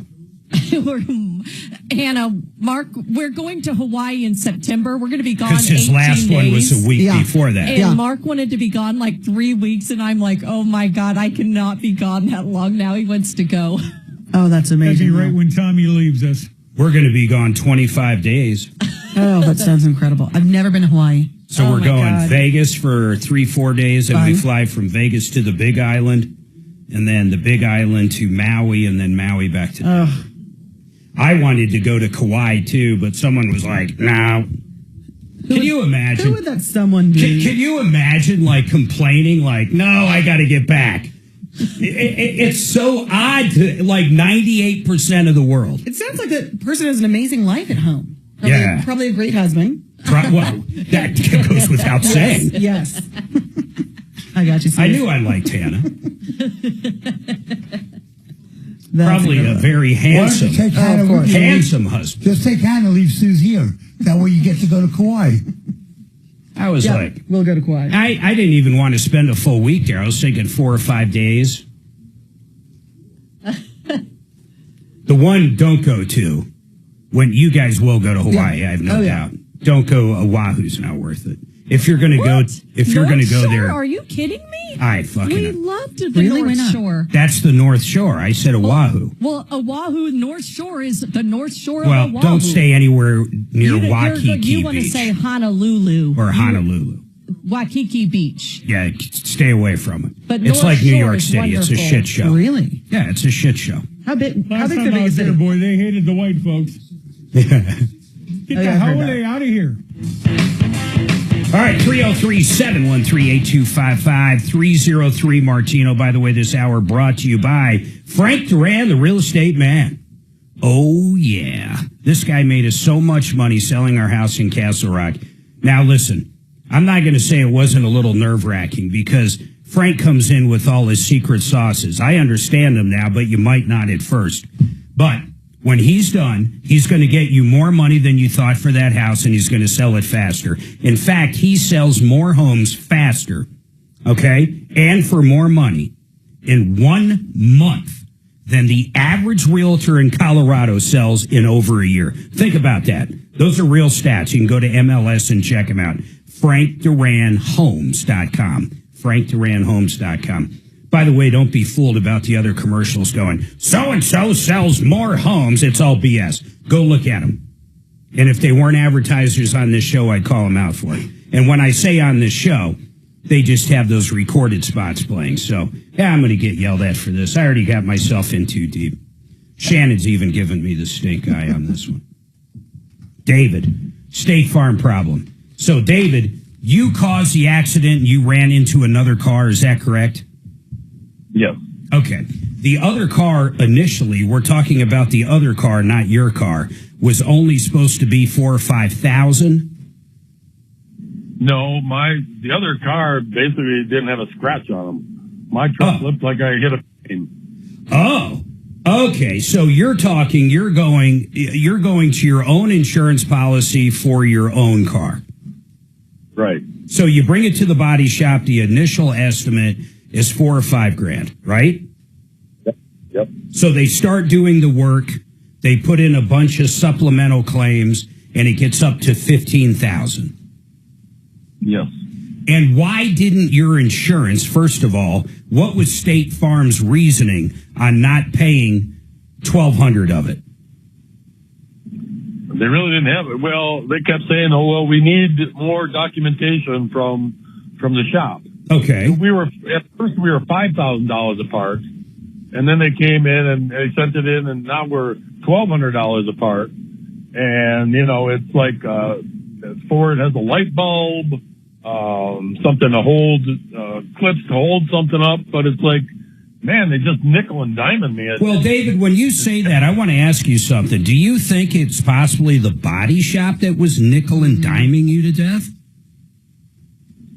I don't know. Yeah, I don't know either. I'm just curious if, generally speaking, it's so easy. I don't know if they use Xactimate. I don't know what software your body shop, but it should be perfectly aligned with almost every insurance company. And you go in and you basically plug in what needs to be done, and it adds the brackets, it adds everything.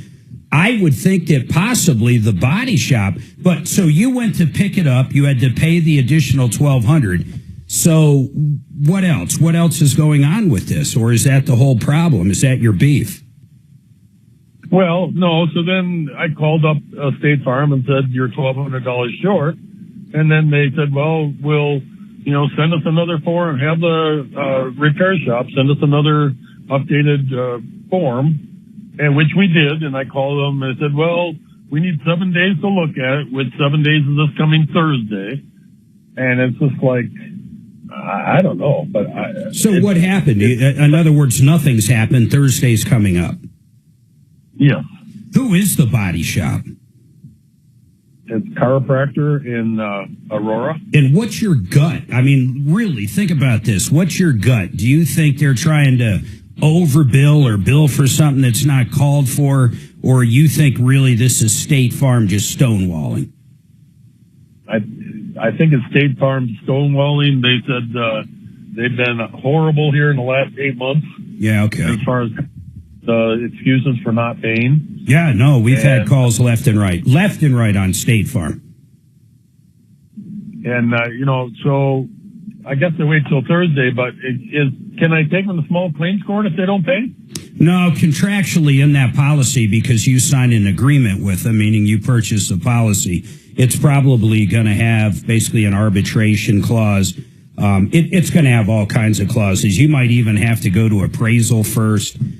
There's ways to do what you're looking to do, don't get me wrong, but whether or not it's worth $1,200, is crazy. Even going to the appraisal clause, and here's what the appraisal clause is for everybody out there, and it goes for cars and also goes for homes. It goes for almost any kind of policy. You hire someone that is a appraiser. They come out and they look at everything that shop did and they go through it. And if there's extra stuff that needed to be done, they say yes, and they come up with a dollar amount. So let's say the dollar amount, your appraiser, is $16,000. Then they send out an appraiser, in your case, State Farm. State Farm goes through everything and basically says, okay, it's $15,000. So now what happens is, because they're independent appraisers, they both start talking together and they go down and they come up with an agreement. A lot of times the agreement's going to be right in the middle. Sometimes if one side is truly correct, then the other side will come up or go down to where it's supposed to be. But during the appraisal clause, they're going to come up with an agreement, and then that's what it's going to be. If they can't come up with an agreement, then other options open up. But here's the problem.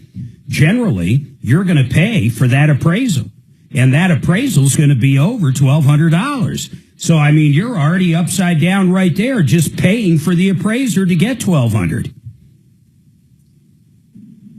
Okay.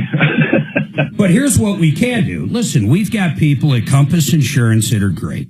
So if you can get us all the information, one, it's got to be declined. So if it's actually declined this Thursday, you said this Thursday, right? Yeah. Call us back and let us know, and then we can have a deputy, or I can have one of our experts over at Compass Insurance reach out to State Farm after looking. You got to send us all the paperwork from the body shop and what is the discrepancy. And we'll be able to figure out if the discrepancy is right or wrong through maybe another body shop. And then one of our people will call over to State Farm and see if they can't figure it out. But honestly, it should be pretty straightforward. It either is a valid charge or not. I'm telling you, insurance companies now with Xactimate or whatever they use, there's a few different ones. It's almost identical. And I don't care if it's for your home. It's painting X amount of space. It's replacing X amount of squares on a roof. It's doing this. It's doing that. Everything adds up in this software, and everybody agrees on the pricing. So it's either real or it's not, David. So if you really think it's real or they refuse to pay it, the second option is we'll call over to the body shop and go, now, wait a minute. You know, you guys were supposed to fix it because I have insurance and you're dealing with State Farm, but you're charging me $1,200 more. I don't understand it. So that's the other avenue we can go. But let's see what State Farm says first. All right, brother? We'll see what they say on Thursday, and then we'll go from there. Thanks, man. All right, 303-713-8255. 303 Martino. We got lines open. I want to hear from you. 303 Martino. Hold tight.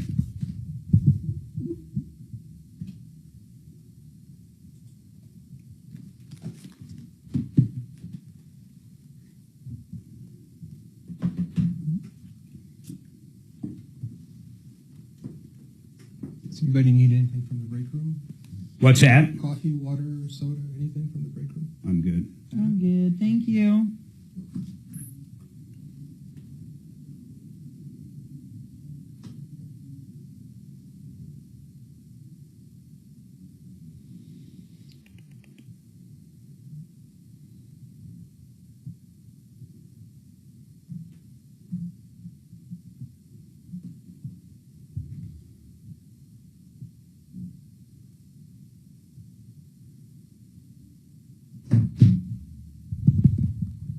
VesteraTurnkey.com. If you want to be a landlord and have no idea what the heck you're doing, you go to Barry. Barry Miller's going to find you the right property in the right state, in the right area that's up and coming, something that's going to appreciate quickly. You're going to buy the house. You own it. You can do whatever you want with it. You can use your own mortgage lender, or he can give you great ideas of who to use.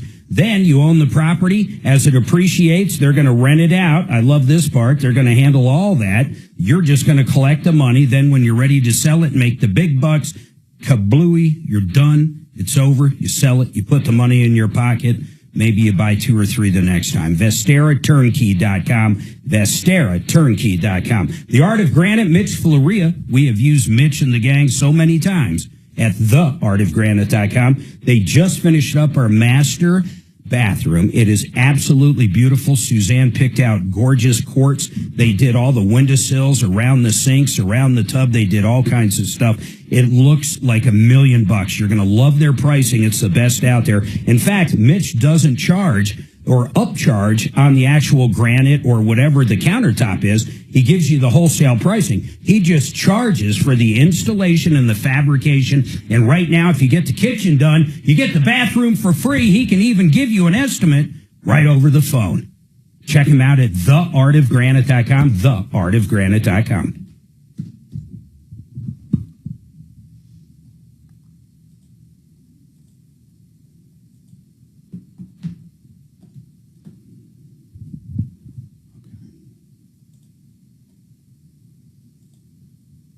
I'm going to run to the restroom. Remember, yeah, you know how to get there. Yeah. Don't go through the red room. Oh, yeah, No, wait. How do you get back in? Sorry. There you go. I need to explain this Excel roofing issue and see how you want to go forward with it. Sure. He gets Matt with Paragon involved on a roofing claim. It's been a 2-year deal. Finally gets it approved. Calls Excel Roofing. Salesman's name is Joe. He gets with Joe. The check's written to Joe, or the check is written to Excel Roofing for the insurance check. So Joe comes out, says we're going to get the we're going to get a truck out there for all your shingles on your roof to get dumped out. They show up today in a semi truck, and he's like, "You can't bring that semi truck onto my driveway." And then Joe says, "Well, forget it then. We don't want to do the job." So I don't know how you want to handle that. If you want me to get Henry on for it, yeah, get Henry on. Okay.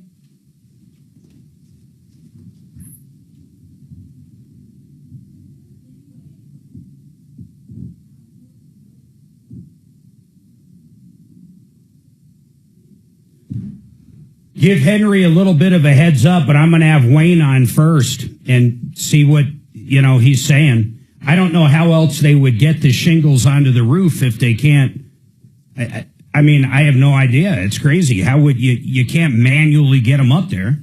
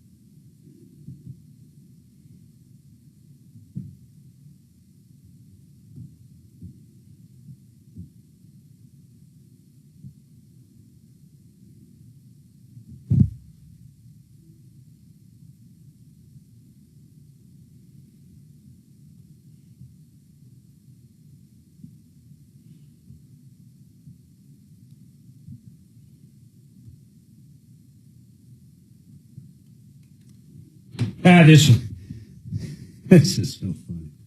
This lady is, she just emailed about, I'm a professional tailor and work with all types of fabrics. Oh. I heard you talking to the water guy, so Paul was in yesterday, right? I thought you would be interested in this information just because it's recycled. We should be glad it's putting more plastics back into the environment. Which is kind of funny. When people recycle all these plastic bottles, it's just creating more PFAS. Absolutely. Which is interesting. But then she goes on to say, Mark, I'm in Scotts Bluff. That's where Miles used to be. He's not there anymore. Next time you visit, bring your favorite garments to be altered. I'll do that for you. So what am I going to show up with? My Costco T-shirts? My blue jeans? I have a ton of dress shirts that need to be reduced. Reduced or I probably have reduced. You need to I probably have taken out a little. 30. No, around the waist. I have like at least 30 really nice dress shirts that need to be reduced, enlarged. No, unenlarged. Unenlarged. Okay. Unenlarged. Why would any normal human being have 30 dress shirts? Why? All right, 303-713-8255, 303 Martino. After the break, Wayne's got a problem with one of our referral list members. We're going to dive into that, Excel Roofing. I'm going to try to get one of them on. I'm not sure what's happening there, but I promise, Wayne, just like any other thing, we're going to get it handled. We'll get them on and figure out what's going on. But it's something with looks like something with a truck or something, but we'll find that out. I do want to talk to Hannah again, fixmyhome.com. First of all, I like you jumping in on the show. That's pretty cool. I like having conversations with you. And George Donaldson and the gang down there are great. But this deal you guys have going. Yes. $19. If you have not had your air conditioner serviced in 2 years, even if you're existing customer, here's what I love about this. You're allowing existing customers that forgot about it. And because generally they'd be paying $199. $199. The reason we're doing this is because we're seeing customers that have used us for years. We adore. Yep. They got busy, didn't do this for whatever reason. It causes breakdowns that cost them money that they don't need to be spending. So we want to prevent this. Well, I love the no breakdown guarantee. Yes. It's hard to beat. You pay $19, guys. $19. They come out to your house, they tear apart your air conditioner, and they clean it. And by the way, the number one killer of not only a furnace, but your air conditioner, especially the condenser outside. Think of all the mud and snow and crap that built up during the winter that's sitting in there. They come out and hose it down, clean the fins. They clean it. It's almost like a refurbishment for $19. And then they give you a no breakdown guarantee on it.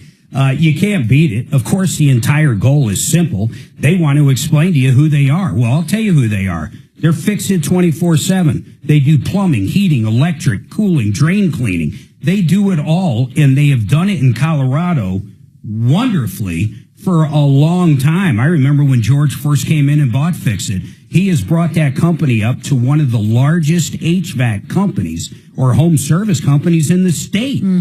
And that's why they do it. That's why they do it for new customers. The reason they're doing it for existing customers that have not had it done in a couple of years is basically because of this. You're a little slow and you want to show appreciation to them. Yes. You want to keep your folks moving. Yes, we want to keep them moving. We also want to keep customers happy. I mean, when you get that phone call, we know how expensive life is right now. It's crazy. That somebody has a breakdown, parts are expensive, labor, just everything's expensive. It's the world we live in. When you get that phone call and you see an incident that could have been avoided by a simple maintenance and deep clean. Something easy. It does break your heart because this means something for families. How many times you guys go out and something as basic as like the filter hasn't been changed for 2 years and it's so caked? And here's the biggest problem with that, people. Think about that. The airflow's gone. What does that mean? It means the engine or the motor works harder. Next thing you know, something that could have been cleaned, literally cleaned for $19, all of a sudden costs you $1,000 for a blower motor. Yes. Or if that, maybe a lot more depending on what kind of unit you have. I was just thinking the blower motor. You were talking about that when you first purchased your home. That's one of the first things, and it's one of the most expensive components. Is that blower motor. That will break down just because you didn't get that cleaned. Get it cleaned. I'm going to give you the number, 720-526-3939. $19. $19. If you've listened to this show for 40 years, I'm telling you it's a real deal. $19. You're going to love the company. They're going to spend an hour, 2 hours cleaning it, depending on how messy it is. 720-526-3939. Get it done today. FixMyHome.com. Get it booked. FixMyHome.com. Listen, we're going to come back with all kinds of stuff. Couple lines open, 303 Martino. We'll see you in a few minutes. Hey, Hannah, my house is 2.5 years old, brand new. Should I get my air conditioner cleaned? You should always get it cleaned. 2.5, you're probably fine, but you should be doing it every single year. Is it on all the time, Doc? No. No, I would do it, especially at that price. Okay, I'll call up. Have it, get it looked at. I'm going to tell them I know you. Tell me with the show. They'll give you a free membership. Okay. Yeah. And then what they'll do is they'll call you once a year and they'll schedule it for you. I'll text Tony right now. But yeah, if you tell them you're at the show, you'll get a free membership and they'll mark you as VIP.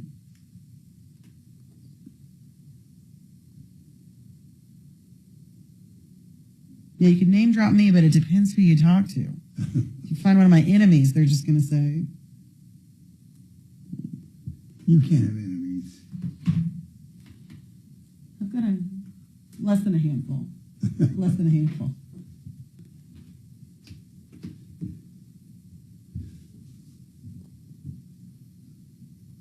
I don't know if I had any enemies, but the last meeting I ever went to was years and years ago. You know, every department, anesthesia, surgery, whatever, has a department meeting once a month. So the last one I went to, it was just a normal meeting.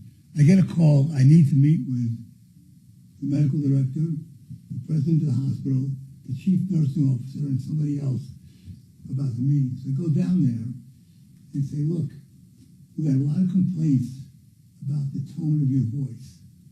I said, are you kidding? I said, there was nothing sexist, racist, or this is how people from New York talk. I said, it's the same as telling somebody from South Carolina they can't have a drawl. Yes.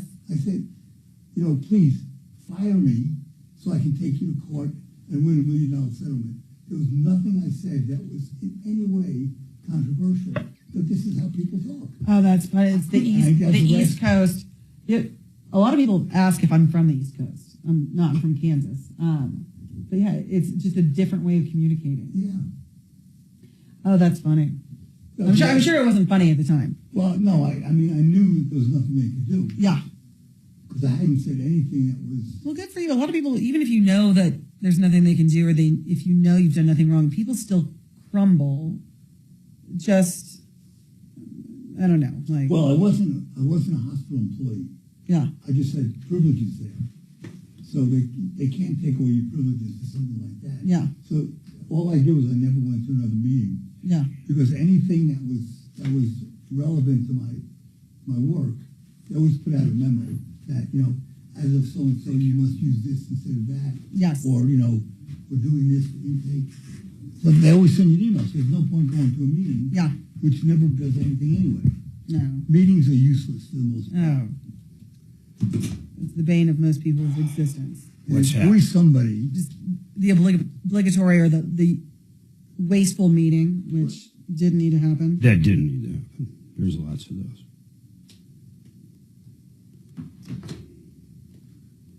No, I just like the bureaucracy of it all. That's why I love being in practice by myself. Oh. The only people who told me what to do were my staff. I learned very quickly that the nurses run the show. Yep. They said, Smart. Go here, do this, do that. Yep. That was fine. Well, and also, when they have that, loyalty to you, they take care of you. I had no turnover for 15 or 20 years. That is, to me, that's the single biggest indicator of a healthy organization, company, whatever it is. You know what I did? I gave each of them, they got paid weekly. Yeah. I paid each of them, they each got a day off with pay. So if you're working, let's say, on Tuesday, every Tuesday from now on, you can go to the dentist, get your hair done, take your kids to the doctor. Oh, my gosh. And they loved it. Yes. And they never abused it. They were always there the other 4 days. Yeah. So each of them got a different day off. And it was perfect for them because they knew that they could schedule stuff and not have to worry about it. Well, that's entrepreneurs, one of the reasons. Well, is he crazy with this last one he put on there? Because they want to control their time. Tom, if you're... So you're giving that to them. Yes. Ownership of time. You know what?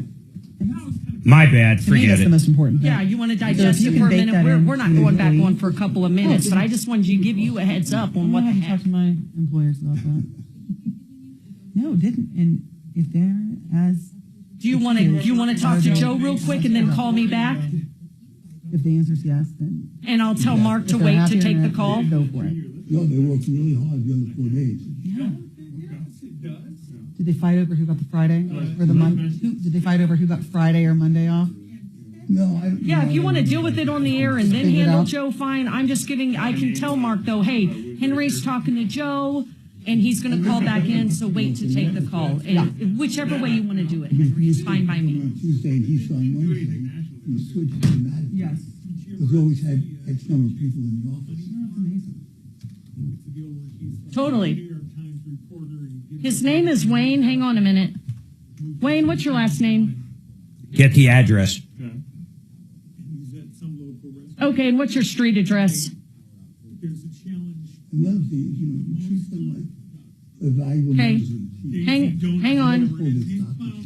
Last, it's Wayne Hughes on Cheyenne Drive in Sedalia. And I guess this all went down today.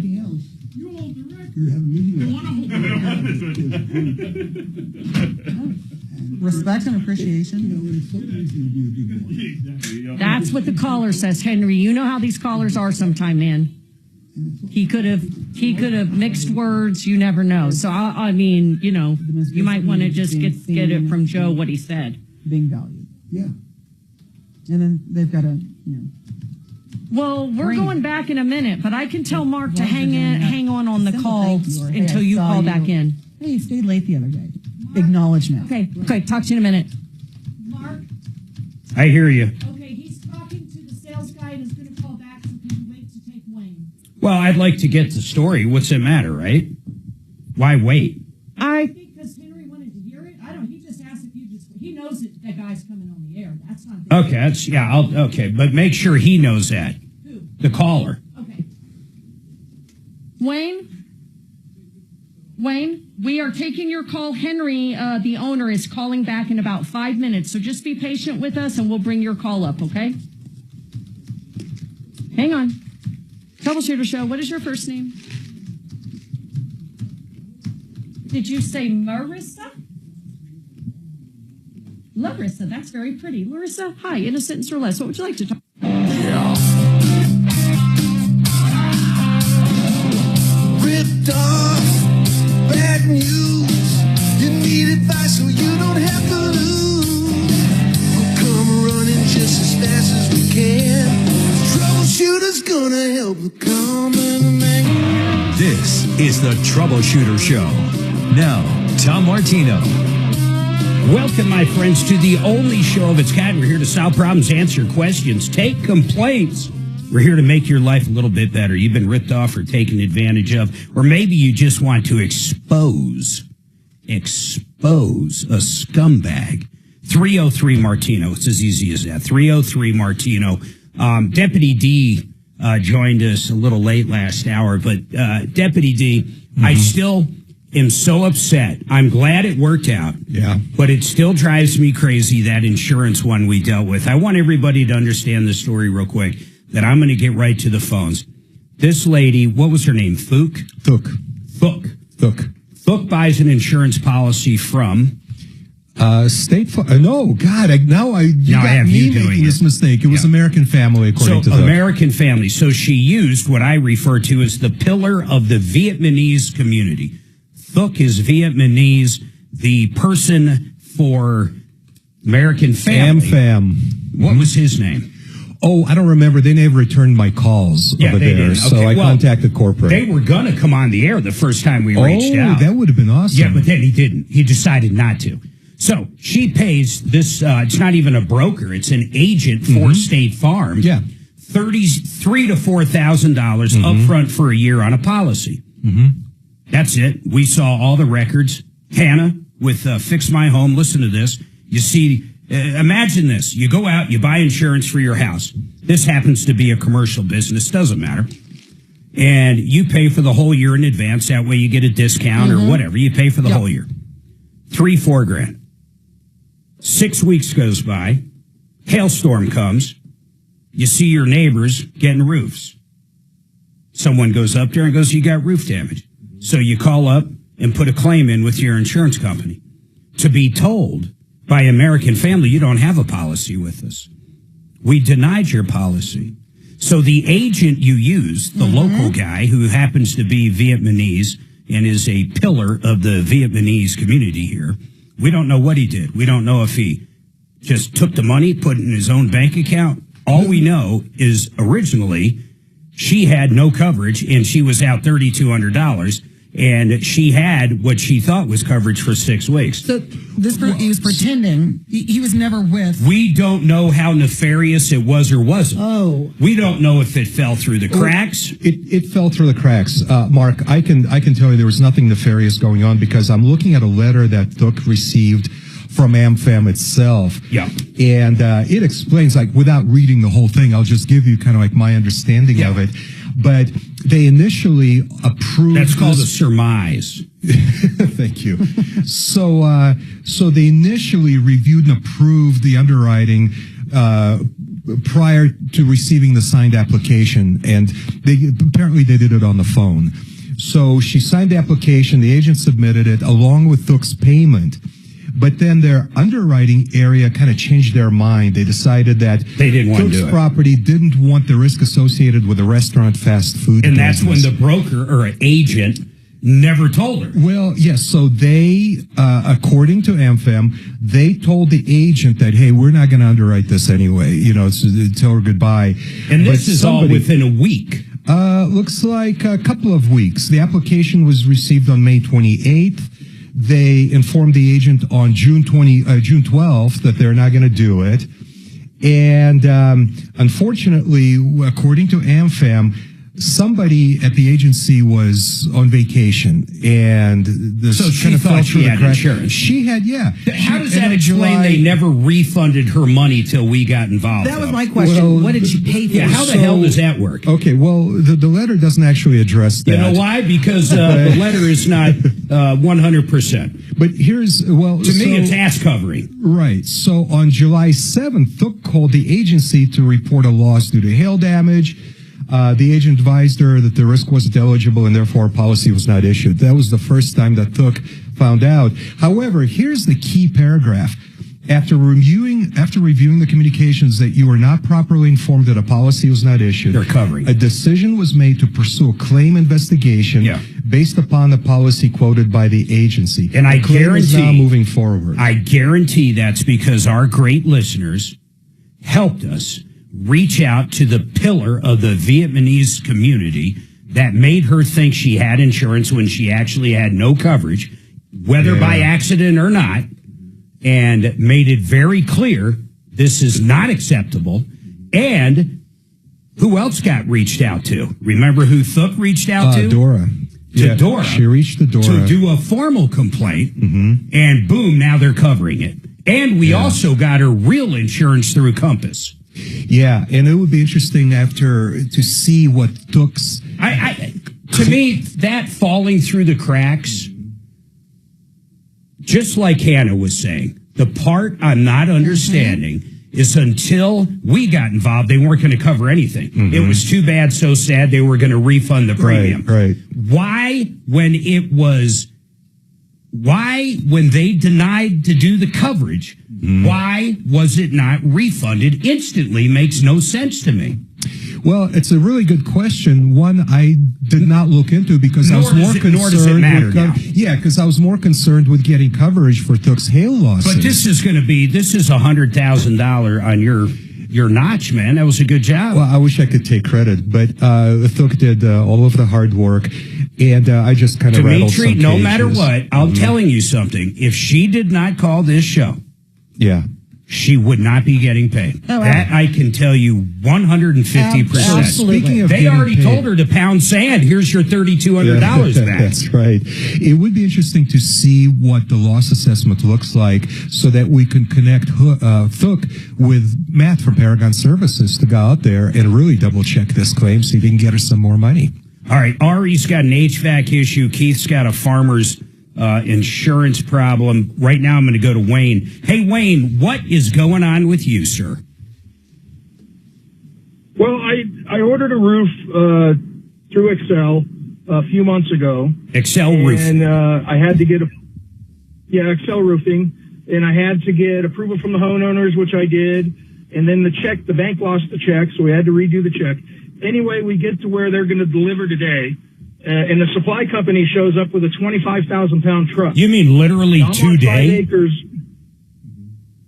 Yeah, today, which is fine. We scheduled that. Yeah. But I'm on 5 acres, and I got a concrete driveway. Yeah. And I'm looking at that going, I don't think you can drive that on my driveway. So what company? I said, no, you can't drive company? on the driveway. What supply house was delivering it? What did the truck say? I didn't really look at that. Did you talk to the driver and say, do you guys guarantee the driveway? Do they want you to sign a release? I mean, what transpired when this truck showed up? I did talk to the driver, And he said, I asked him that. I go, okay, so if you crack my concrete, you're going to take responsibility? And he said, no. He goes, if you give us the okay, we'll do it, but we don't take responsibility. So I'm like, okay, then you can't drive up my driveway, is what I said. Got it. And then so by the time, so he gets on, he goes, let me make the phone call. He was talking about they can get something else out here when they bring it up and drop it off. I don't think that's putting it on the roof though, because this had a crane on it too. I mean, I'm talking. Yeah, generally these big kind of semi trucks show up and they have the crane and they lift them up by basically the pallet and drop off all the shingles on top of the roof. Yes. So what was, I don't know if you know the answer, what was the secondary option, Wayne? I mean, they're not going to be able to, climb up on a ladder with all those shingles. I mean, that would be insane, but I don't know. What was the other person's option or the driver's other option? Well, the driver had no other option but notifying Excel. And so the salesman from Excel was calling me, and the option was $700 because that's exactly what they're going to do. They're going to take a bundle at a time and climb it up the ladder. So I was mad. I understand the $700 because that's more labor. I was upset that I'm notified that on the day of delivery. He came to my house, and he saw my driveway. He saw everything, and we made a deal at my house. Got it. Why didn't you tell me this before? That, look, your driveway. That's what I'm mad about. Now, I don't know. I've seen smaller trucks with shingles on them delivered to people's houses. I didn't expect it. Hey, Wayne, you're coming in and out a little, so stand still or do something. So I get it. Okay. So the salesperson came out, he saw the driveway, you're saying he should have warned you about this, and I get it. You didn't want your driveway cracked. When they did my roof, they brought it out just like we're talking about with a big truck and put it on my roof. I never would have thought to ask, but it didn't crack my driveway. And I'm out in the country like you are. I just didn't have the issue when Excel did mine. So where does it stand now? Are you going to pay the additional $700 or where are we at? Yeah, I said fine. I can't freaking hear him. He's got to get that better. I don't know what else to say. Meantime, Henry Bretz, the owner of Excel Roofing, in fact, Henry and Jay, that's his father. They run the show down there. Henry, my understanding is you did talk to your salespeople. You kind of have an understanding of what's going on. But explain to people in general. Then we'll talk about Wayne because I'm trying to get him a decent connection so I can figure out where he's at. But in general, just like when you did my roof or when you did Tom's or when you've done 800 million roofs, how does that typically work when it comes to a truck and unloading? What happens if it does break the cement? I mean, and I realize this isn't you guys. These are the supply houses. But how does it work, Henry? Yeah, absolutely. So the way that it works is that Excel, we call in the order to one of our supply houses, typically Pacific Supply, and then they bring their boom truck out. And it is a big semi. And it does have the ability to occasionally pop driveways, especially on the corners. And part of our presentation book goes over all of the loading procedures and how the semi lifts the shingles up to the roof. And I'm going through some communications here with the customer, and we have a verification that the roof was going to be loaded on 7 a.m. on Thursday. So I can't verify that Joe delivered that message, but this is pretty standard procedure. So typically you will send that out, the day before delivery, or that's something, I assume your sales guy's Joe, that's something he would go over. Let's bring Wayne back up. Hey, Wayne, did Joe go over with you that this big truck shows up and all of this, or what? Yeah, he didn't tell me it was going to be this big truck, but he did say that they're going to show up tomorrow and put the shingles up on the roof. Okay. And that they're going to start Thursday morning tearing the roof out and doing the roof. Yes, we did go over that. I just wanted to finish because I was cutting out. Yeah, go ahead. At the end of our conversation, I told Joe, fine, I'll pay the $700. Okay. I just need this done. And Joe said, I don't like your attitude, so I'm not going to do it. Wow. Henry, did you talk to Joe on this? Is that his side? I'm sure his side's different. You know what? He did not tell me that he made that comment, and that's inappropriate. I'm sorry that he made that comment. Wayne, were you like, I mean, be straight. We're going to find it out. I'm pretty sure they record, but I mean, were you kind of like off the hinge, cussing? I mean, give us the real story. It's no big deal. I would love you to listen to the recording. Okay. I don't cuss. Okay. I don't call names, but I am very passionate, just like you are, Mark. So my voice does get raised. But I do cuss. I was not. And I do call names, but keep going. Yeah, I wasn't happy that I got this dropped on me. I mean, I'd love you guys to listen to the recording. Hey, Henry, would you do me a favor? Would you talk to Joe, get his side of that? But where do we stand now, Wayne? I mean, I got the owner on. I mean, do you want to get the roof done? How do you want to move here, man? You want to? They're a great company. They've done numerous things for me. They're just a great company. I don't know how else to put it. And by the way, I want to ask Henry something. Hold on, Wayne. Is this an insurance deal or a cash deal? Okay, so from what I understand, this was initially an insurance claim that got denied. Got it. And then I'm not sure, but according to Joe, Wayne sued the insurance company and then they paid out. Wayne, tell me about that. That's very interesting. I went through Paragon. Oh, so nice. Matt got involved. It's been a year and a half process. Oh, yeah, I know, brother. But that's how you ended up getting the check. Yes, I have the check. And the bank lost the check 2 months ago. Yeah. So we had to make 2 months to get another check. Yeah, none of that matters. In my hand. Yeah. Henry, let me ask you something, though, in general. If something comes up like this, let's say it's an area where you can't even get a truck to. Let's forget about cement driveways. But let's say you just simply can't get a truck down there. Does the insurance company generally pay that extra labor if that was the case? No, the insurance company does not want to pay for roof loading. I got it. It's not something that they would normally cover.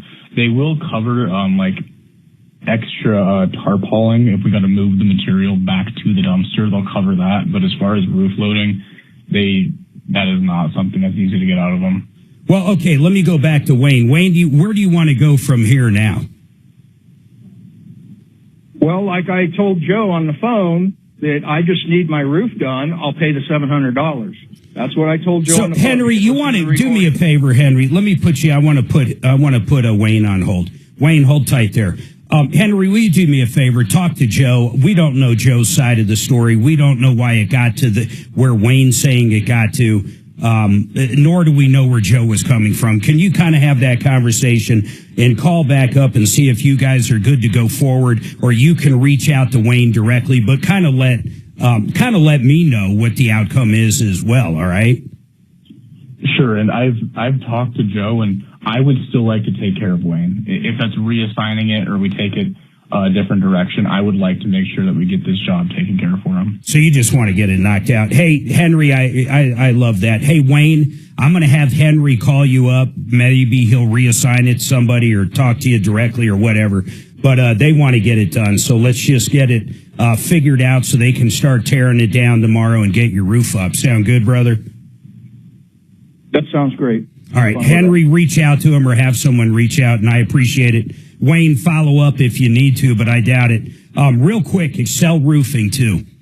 These guys are great. There's not better roofers out there. I wouldn't use anybody else, but I want to say something about them that they're doing right now simply because it's a little slow. That's the best deal in the world. There's no better deal. $99. You get your gutters cleaned. It doesn't matter if you got a 1-story, 2-story house. Nothing crazy. They're not going to come out and doing a commercial building. These are homes. And $99, you send a whole crew up there. They clean the heck out of the gutters, the downspouts. They rinse them out. I mean, it's unbelievable. If you haven't had it done, it's better than anything. For only $99, they want to keep their crews moving in between hailstorms and full roof jobs. They'll also check for any damage. These guys do repairs. A lot of roofing companies, all they do is complete roofs. These guys, they find a few loose shingles or something like that. They're going to get them fixed up for you. They do all of that regardless of who did your roof. A full service department, but that $99 they're offering. And Henry, I sure hope you're still offering it, because I'm going to feel pretty dumb at this point if you're not. You know, Mark, we're going to make sure we get you that $99 gutter cleaning. Okay. 303 761-6400. Henry, I appreciate you coming on, brother. How's your dad doing? He's doing pretty good. Yep, he's back from his trip and he's back here at the office. Oh, I love it. Tell Jay I said hello. Give these guys a call. That gutter cleaning's kick-ass. 303-761-6400 Excel Roofing. And I'm glad that worked out beautifully. Everybody hold tight.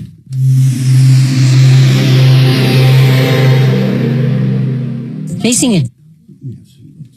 Okay. You did love when he was like, Oh, I'm just like you. You're like, that's You know, why I had my mouth on the jar. You were confused because I told you this guy said Joe. What'd you say? When he was like jobbing. Hey, I'm just like you. You're like, well, if you're just like me. I don't know if you just missed it when I said it or what. All right, CMG, go directly, and I mean directly to the bank. It's the best thing to do. You go to the lender. Why hire a middleman? You realize all the other commercials you hear, there's almost always a middleman when it comes to home lending. They go to people like CMG and basically bump your rate. They take the spread. Yep, that's where they make their money. What are you going to do? And that's it. You can go direct to CMG Mortgage and John Clace, my friend, and you're going to be so happy. I don't care if it's a reverse mortgage, they're going to save you money. Traditional mortgage, better interest rate, save you money on all the fees. All the time. Just bring it to them. They're going to beat them. It's simple as that. They are the lender. They don't mark it up. They're the lender. You get it? Now, the other thing they do is that all-in-one loan. Absolutely great for rental properties, first mortgages, your primary home, everything else. In between, these guys do everything. Check them out at partnerinlending.com, partnerinlending.com. That's John's website. Or call him at 303-882-6679, 303-882-6679. K&H Home Solutions.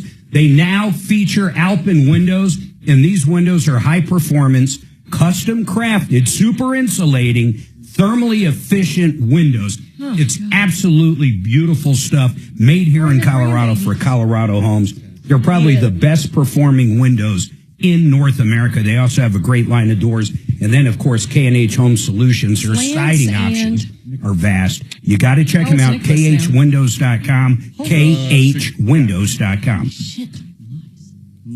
Nothing like taking a handful of peanuts and then having to do a live commercial all in this. That was impressive. That's why I was watching you. Do it like Dan. I'm moving them around in my mouth. But you are a true professional. He does with apples. We should have recorded that. Peanut butter and apples. I don't want to hear it. If I heard that, if that was Tom Addie started on with mic, him I today. would have heard it. First day on the and job. it would have drove me crazy. Tom was really loud with like that lip smacking sound. Sure you heard she took the bar last week. And, well, we don't know for a long time. Right. 80,000 applicants for 10,000. Da, da, da, da. Yeah, I know. So what? 80,000 applicants already. Listen to this. $50,000 sign-on bonus and over $100,000 a year to become an ICE agent. Wait, you got better today. $50,000 Is sign-on. that national or? National, yeah. National. They're hiring everywhere. This morning they removed the age cap. So they for had applicants. 80,000. I That's know they before removing the They age went cap. after retirees big time. Yeah. Well, retired military, retired law enforcement. So what was the age? Were they limiting? Like you had to be so young? Probably. Yeah, there's a maximum age for law enforcement. Yeah, I tried. What is it now? It doesn't say. It just says they got rid of the cap, so you can be 98 and apply. You're telling me Doc could be an ICE agent? No, he could apply to be. Good catch. Number one. They turned me down. Again. They turned me down. What can I tell you? We bought at Sam's Club yesterday maple blueberry chicken So breakfast 80,000. sausages, and I am dying to try Just them. before they remove, I'll bet you it's going I'm to trying to talk double. Mark in into the breakfast for dinner And they're tonight, only so looking I to can hire try these cats. stupid. They're like low calorie. Maybe we get some high quality. Yeah, right. That's where AI comes dinner. in quick. Right. AI can sort through those He's a grown references ass man. and then get down to whatever real number of humans. Does Carla cook for you guys? Or are you the cook? Can you imagine a stack of 80? Like going back 15 years, a stack of 80,000? Holy shit. I'd quit. That fellow will be dead by the time you call him in for an interview. That's how many applications they got? Yeah. Before today. That's like the post office. That's why they go crazy. It's because the mail never stops. It just keeps coming and coming and coming. We're not saying There's never a break. A mailman never shows up to work, and there's nothing to deliver, ever. Right. You never finish your job. Your task is never done. So you go crazy and you shoot your coworkers and the whole thing goes nutty. They haven't done that in a long time. They should have a system where you give your mail carrier permission to throw away all third-degree mail before they have to bring it to your house. I'm gonna call number 2 on you in a minute. What? When's the last time? When is the last time someone went postal? Oh. Yours? Yep. Of course. You want them on a Yeah, piece of right. paper or I a might napkin, or- want That's okay. the Nordstrom ads, but not the value pack. or Okay, vice here we go. versa. You ready? You said you said it's been a long time. Now, would you do me a favor and define your idea of a long time? I'm just Well, Mark, it depends on the context. Well, As the you know, context a long was time when you're when is boiling the an last egg. time someone went postal? Oh, well, I would say years and years. 2022. So, number 2, you were wrong. How long ago was 22? Mark? That's like 3 years ago. In So fact, when I said years, actually, it was October. So when I said years ago, it was October 20th, 2022. Yeah. So no, you're wrong there. 3 So- years would be in October. So 3 years is not years. He shot and killed his supervisor. So God 3 years bless is not America. years. Hey, Mark. Hey, by the way, I do a lot of. Mark, they're yelling at you. Yeah, I'm in here too.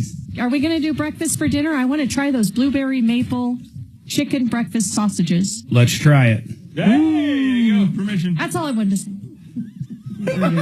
I'm hungry. They kind of scare me, but I never thought I'd like chicken sausage. Wealth, your trusted local fiduciary advisors. TrajanWealth.com.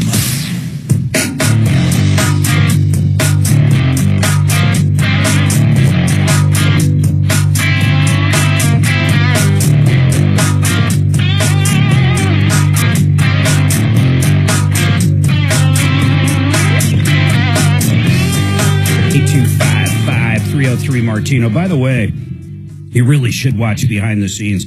We have all kinds of interesting conversations. More times than not, what I have learned during breaks when I talk to Dimitri more than anybody is how wrong he is. I mean, it's like if I had to okay, so when I do in-house commercials, and I'll do one here in a second. In fact, I'll do it real quick. Paul the Waterman. In fact, he was in yesterday. This is true. I got an email last night in through help@troubleshooter.com. They literally had a quote for over $10,000 for something that got rid of PFAS, these plastics, in the entire house and the water system. It was over 10 grand. That's all it did, though. It wasn't a softener. It was just whatever that is. I guess it's some form of filtration. I don't know. But Paul's got one. Check this out, guys.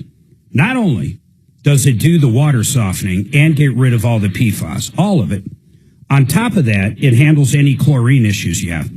Less than $3,700 for the entire house. All in, $3,700 installed, compared to $10,000 for a system that does one. It's impossible to beat. In fact, Suzanne and I have a Water Pro system, and we love it. We've had it a couple of years, no problem, almost zero maintenance. It's unbelievable. Check them out at waterpros.net, waterpros.net. Now, I'm going to go back to the phones, but if you go to youtube.com and type in Troubleshooter Network, during the breaks, you can hear what we're having for dinner. You can hear, yeah.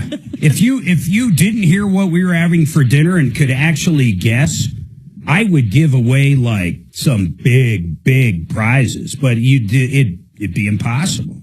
Be impossible. Too much. And then if you could guess how many times that Dimitri is just wrong. Just wrong. I said to him, I don't even know how it came up, but we were talking about going postal. I don't know what made me think of that, dang it. I don't know. Maybe it was Doc's face. I don't know. But I was thinking about when's the last time someone went postal. I remember how it went. The mail never stops. That's right. The mail never stops. And you said no wonder people, unfortunately, go postal. Yeah, because think about it. You have a task to deliver mail or sort mail, and literally it never ends. Usually you have a task. Like you go out and you help consumers, and then we finish and it's done, and you go to the next task. Newman never delivered in the rain. That's true, on Seinfeld. But think about it. I mean, really, the mail never stops coming ever. So they go postal, and they go out and they kill people and coworkers and stuff. And I said, when do you think the last time someone went postal? And Dimitri said years and years and years and years and years ago. Yeah, Mark. So I was like, wow, that's a lot of years.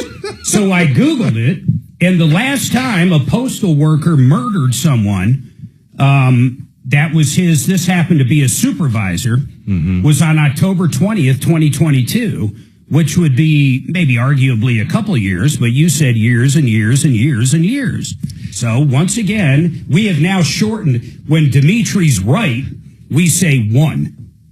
I can count on one hand the amount of times I've said 1. Mark, the vastness of your wrongness cannot be overstated. It is so bad, Mark, that next time you write, you're actually going to be wrong because of all the carry forward wrongness that you have to carry with you. Thank you. Ari, what is going on with you, man? How can we help you today? Hey, Mark. Good to speak with you. So I'm calling in on behalf of my mom. She's a hardworking, educated woman who moved here about 20 years ago. So English is her second language. She's almost 63 years old. She's been without air conditioning in her townhome for over 2 months now, and her 3 cats who live there with her are suffering in this heat, and she's trapped in a mess with an HVAC company that's What is the mess she is trapped in? I mean, so it broke. When did it break? Yeah, so in June, her old system broke. It was about 23 years old. Okay, so she had a company out, and it broke, and they sold her a new system? Correct, yeah. So and what company is it, first of all? Yeah, it's called Southwest Heating and Cooling out of Littleton. Got it. They service the whole Denver metro area. So I've got like sort of a breakdown here. I can give you a few points if that would be helpful to get context. Let me just ask some questions first, though. So they came out sometime after June and installed a new air conditioner. Did they put a new furnace in too? Yeah, so they actually put in a heat pump with a furnace. Nice. Was it a mini split? No, it's a Rheem heat pump. I got it. Yeah. So where did the first thing go wrong? Did it ever work? No. So the day of install. Go ahead. I'll go ahead and let you give me the skinny version. Go ahead. Sure. Yeah. So the day of installation, it never worked. From the jump, the owner and also who was the salesman gave her a total amount of $14,000 that was not honored. Eventually, so her financing ended up being more than that. The installation is really shoddy. So the day of the installation, it never worked. We just had the fan on. They claimed that it was some minor issue that they had to come back and fix. But they didn't come back and fix it, and it never worked. And then my mom was trying to get documentation from the owner and contact, and he was really non-communicative, really unprofessional. And she was like, okay, I don't trust you. I don't want you in my home. Like, you're not treating me well. So she was trying to get them to give her a refund and return the unit, and they're still refusing to cooperate with us. Does it work at this point? No. Do we know what's wrong with it? Has another company went out and looked at it? Yeah, there's a lot of issues. So we had another company come out. We unfortunately weren't able to get a city inspection because the company also never properly filed a permit. And they don't do inspections without permits. Yeah, I get all that, but what did the other companies say is wrong with it? Yeah, there's multiple code violations. So wait. I'm not. Listen. I don't care about code violations at the moment, Ari. What I care about right now is if Fix-It 24/7 went out there, what would they have to do to get it running? As far as you know. Yeah, as far as I know, there's an electrical issue. I think there's a wiring incompatibility along with the other installation issues that are not. And what is Southwest Heating and Cooling saying about that when you provide them information saying, here's why it's not working? Yeah, so they don't know. As far as I understand, I don't think they really understand because the owner has never actually been out to see the installation work that was done. Yeah. He's claiming it's a small wiring issue. Okay, listen, a couple things. Listen, it wasn't that long ago. We can both agree it's been a couple months. It's been a horrible timing. But really, we want to get this done. If Southwest, and I'm not saying they are willing by any means, I'm not even saying they're capable. To me, just listening to your side of the story, they don't even seem capable. But let me ask you this. Yeah. If they were willing to fix it, hire an electrician or whatever they need to do to fix it, will your mom go along with that game plan? Let me just yes or no. No, she's... All right, hold on. Now I got to put you on hold. I got to take this break. I'm running late. We'll dig back into it. I want you to rethink that. Maybe she's not there and you're there when they come over to fix it. Maybe there's some other stuff they got to tidy up. I don't know. But really think about what I just said.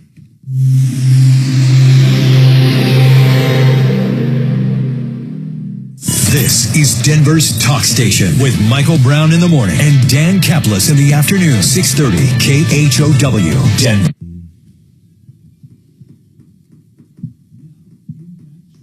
I'll tell you in a minute. Hey, Mark, if you go to small claims court, wouldn't the judge usually say you have to give them the opportunity to fix it? Generally. Before you can claim any monetary rewards? Generally. So that's something else to keep in mind. 672 5 stars. Is it all 5-star? I mean, is it a 5-star ultimate? Yeah, it's 4.8, yeah. 2. Shit. 2. Congratulations. 2. Hey, congratulations. 2. I knew. Imagine if that was a phone number. Oh. And instead of saying 4-2, you say 5. No one would ever reach you. I knew this day was coming, and I'm so happy for you, Mark. The amount of times you're wrong is unfathomable. Oh, man. Mark, I have to leave at 1:10 for a meeting with the Cowboys. Okay. So we can hit it one more time, and I can answer whatever questions she has. Cool. But thank you. These spots have been fantastic today. You get real-time feedback from your call center? Normally I do. I haven't talked to him today, so hopefully that means they're busy. But I always like to send a recap. Man, on Yelp, it's very different. 39 reviews, 1.9. Yelp is the most difficult. It skews lower. It does. Okay. For almost, especially home services. Company. Yeah.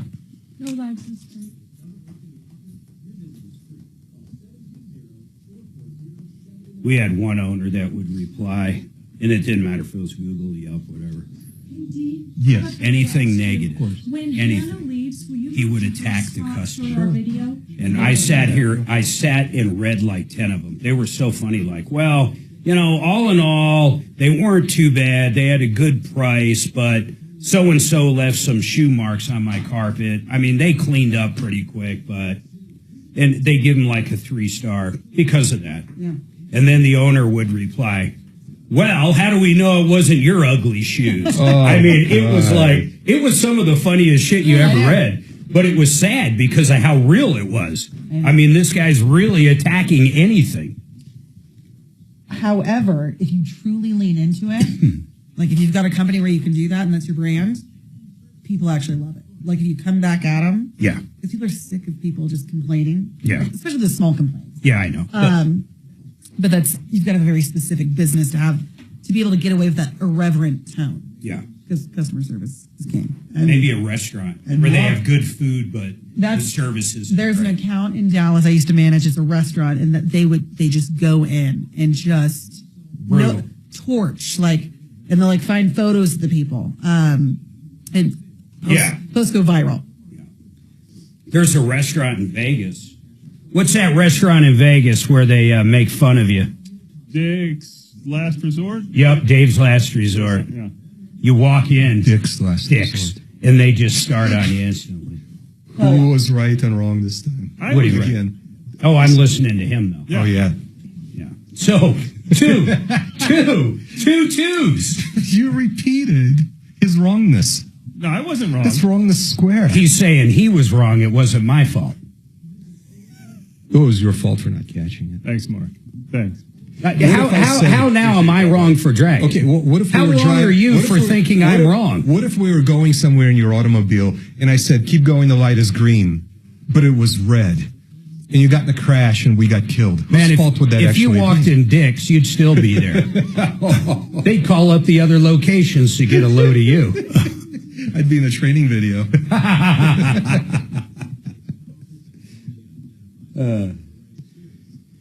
I settled one of my cases this morning against a spammer. Guess what I got? What? It was one of my smaller cases. How much? $13.50. Nice. What was it for? 2 text messages. Ah, they just finally paid it. Yeah. We went to court-ordered mediation this morning online on Zoom, and we settled it for $13.50. Good job, man. Thank you. Is this mediation or small claims court? It's small claims court-ordered mediation. They make it. Most places make you do it first. Yeah. I think Denver's one of the few that doesn't, which is. This isn't Denver, and this guy sends everybody to fucking mediation. Yeah.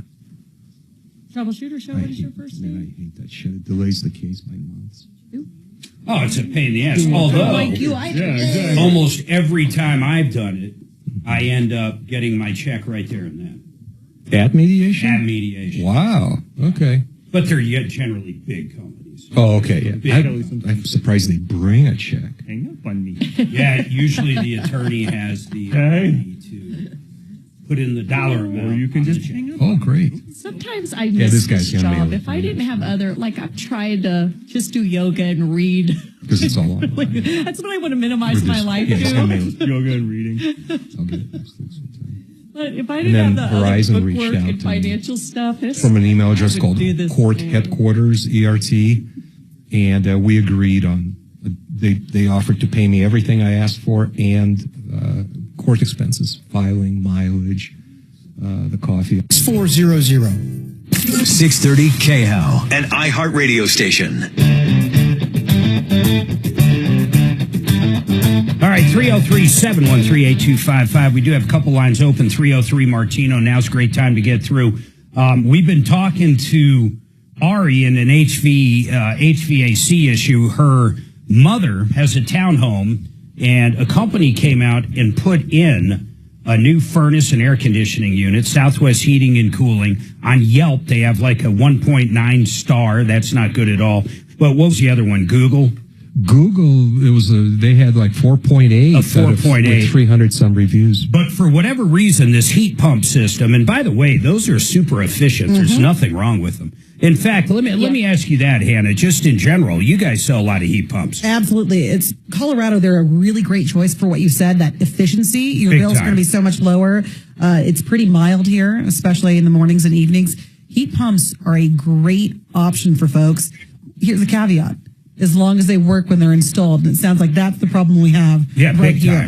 And that's kind of the cool part about what you guys do at Fix My Home. You have an entire electrical division. This would have never been an issue. So this is, the advantage that we have. We've got HVAC, AC and heating. We also have plumbing and then electrical. So it sounds like with Ari, the electrical and the HVAC, it's all intertwined. So you really want technicians with experience in both areas coming out to jump on this. I want Ari to know, I was texting our manager. Yeah. We are happy to send 2 technicians out as soon as possible. We do a free second opinion. Really, the idea here is to educate so then the consumer can make the decision. But we'd love to come out and take a look, hopefully get you guys some answers. So, Ari, if we can get your information, you don't have to do it on the air here. We would love to send our top techs out to you and see if we can help in any way. Ari, I think that's a great idea. That would be amazing. Yeah, we have gotten another company out for a second opinion where they basically just told us all the issues that were wrong, but that would be amazing as well. And then what I would like is you report back to me what it's going to cost to get working. Yep. So now I want to give you some bad news, Ari. I don't see them giving you a refund on this. I mean, we can press. In fact, I'm going to put Dimitri on this, and we're going to press them. But if they're willing to come out and get everything done, you're going to have a hell of a time, or your mom is, saying no and a judge seeing it any other way. You have to. I understand there's some bad chemistry there. Something has gone wrong. I get that. But if you guys, only if they can actually get it fixed and working, you really need to convince your mom to let them have that option if they're willing to do it. Yeah, they wanted to come out and fix it, and my mom refused, and then they offered to replace the system with an AC unit for the exact same cost, which would have been a huge loss of money for my mom, and she didn't want to do that. You mean for a traditional, not for a heat pump? Correct. I agree with that. That would be heat pumps cost way more. That'd be a total. Exactly, yeah. Let's try to do this. Let's say, Suzanne, let's see if we can get them on. Get Southwest on. Let's just ask them about a refund. And then when you talk to them, I want to see if they'll come on the air. Hopefully after this break, we'll have them on the air, get their side of the story. Let's give them a chance to explain and see what they got to say. Then we'll dig deep. Absolutely. All right, Keith, you'll be after this.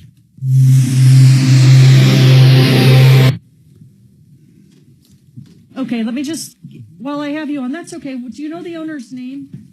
The problem is, she said something.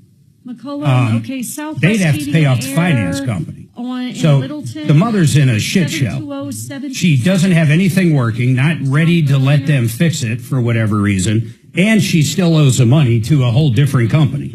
It's a total shit show. West Heating and Air Conditioning. Oh, there it is. I'm not cussing anymore, though. So it's a shoot show. I like that. We're going to get a swear jar. Okay. You're going to be rich. I can't wait. And I'll have the key. Yeah, Dimitri, do you cross? Do I what? John Fuller, Fuller Law. This is the attorney that both times we have used him. He's a personal injury attorney. Both times Suzanne and I have used him. He got us maximum policy limits from both claims. We got every cent of insurance the at-fault driver had. Then when we got all that money, he did something amazing. He went to the ambulance company. He went to the hospital, the ER. He went to everybody involved, the chiropractor, and negotiated all the bills down to put more money in our pocket, a lot more. He is so good at what he does, and you'll deal with John. When you want to talk to John, you'll talk to John. Now, he's got a great team behind him, don't get me wrong, but you'll always deal with the attorney. 303-597-4500. 303-597-4500. Put that in your phone or check him out at callfuller.com. Callfuller.com. Barry Miller, VesteraTurnkey.com. You want to talk about a very interesting way to make 40 to 50% returns yearly. Talk to Barry. He's been doing it 30 years. He will make you a landlord, but he'll do all the work. He's going to find the right house that's going to appreciate in the right town. He's going to find the right management company to operate it while you have tenants in there to where you're just collecting the check. And we're not talking a fix and flip. We're talking, in a lot of cases, a brand new home. So you rent it out. You got a 1-year warranty on everything. You got a management company that's going to handle the tenants if there is any issues. You just collect the check. As the house appreciates, you sell it, 30 to 50% annual returns. And he's been doing it a long time. Check out a nice short video at VesteraTurnkey.com. That's VesteraTurnkey.com. We have to have our office manager call Ari and set that up.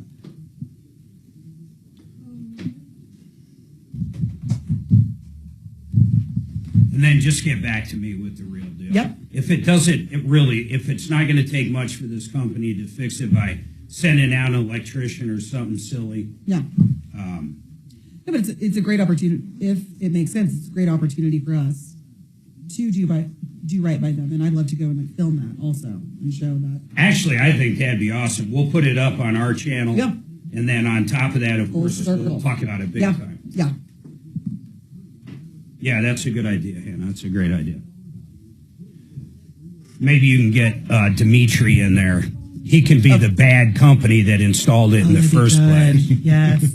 And I'll just yell wrong whenever he says something. Wrong. Just say one. All you got to do is say 2. Oh yeah. 1 is right, 2 is wrong. 2. If you had to actually say wrong every time, we'd be here for years. That's why we shortened it to 2. The wrongness just keeps growing. Single syllables. Hannah, are you working on that right now, or do you have time for a quick question? Oh, I'm good. I have an 1,100 square foot loft, and it's got a heat pump or heat exchanger, as I call them, right? That's fed by the water lines from the building. Roughly speaking, they won't touch it. Well, if you did, it's a condo, right? Yeah, but you won't what would it? No, Do you own it? Yeah. I think it's shared pipes. I don't think you guys will touch it. Oh, well. I have my own pipes from the central system with shut-off valves. But hold on. But even if you don't want to touch it, roughly speaking, what would you charge to replace it with a brand new or a used, slightly used unit for this? And I don't care if it's a cheap shit unit. I won't know pricing, but I can get you pricing. I don't want anybody to spend time on it. Just roughly, they might say, I'm making up. All of our plumbing managers call you, tell them exactly this, and I'll let them know. Oh, great. Who he's talking to. Oh, fantastic. If you put that in the notes, just put 2 in the notes. 2. The guy who's always wrong. Dustin, this man is everything he tells you will be wrong. I'm sure you love too when someone says a used or slightly used. Well, yeah, I mean that stuff. I'm sure if slightly used ones you I respect some of this budget. Maybe someone that I don't know. Because I'm preparing my loft for sale. So that makes sense. Well, why don't you grab an Igloo cooler from Walmart and throw some ice in it and put a fan on top. Some dry ice and a fan. Pass this to Tell him it's a quiet cool. Dimitri, put in yourself. Absolutely. Please. Yes, of course. Dimitri. I didn't go with the quiet cool, as Mark said. We went with the Igloo cool. Okay. 49. The fan thing you were talking about. Yeah. We have that in our house. That's, I think, unique to Colorado. So are you supposed to run it in the morning? Is there a time to run it? Yeah, so one story, what's your house look like? 2 stories. Okay, so what you do is in the mornings, when you get up, if it's not fully automated, which I doubt it is, you open up the lowest windows you have, the lowest point you have, at the coolest time you're up, 5 a.m., whatever. And then you turn it on, and it will be like a wind tunnel in there. It's going to suck all that cool air in, and more importantly, all the hot air out. Leave it on for maybe 20 minutes, and then buckle up the windows, turn your AC off, and you're good till probably 2 or 3 o'clock. Oh, that's amazing. Yeah. But you only do it in the morning. Especially where you live. You're a little more higher altitude, too. Well, you can use it anytime you want, but you don't want to each day. Wow. Yeah. The Situation with Michael Brown. Mornings at 6. That is a good promo. On 630 KHOW.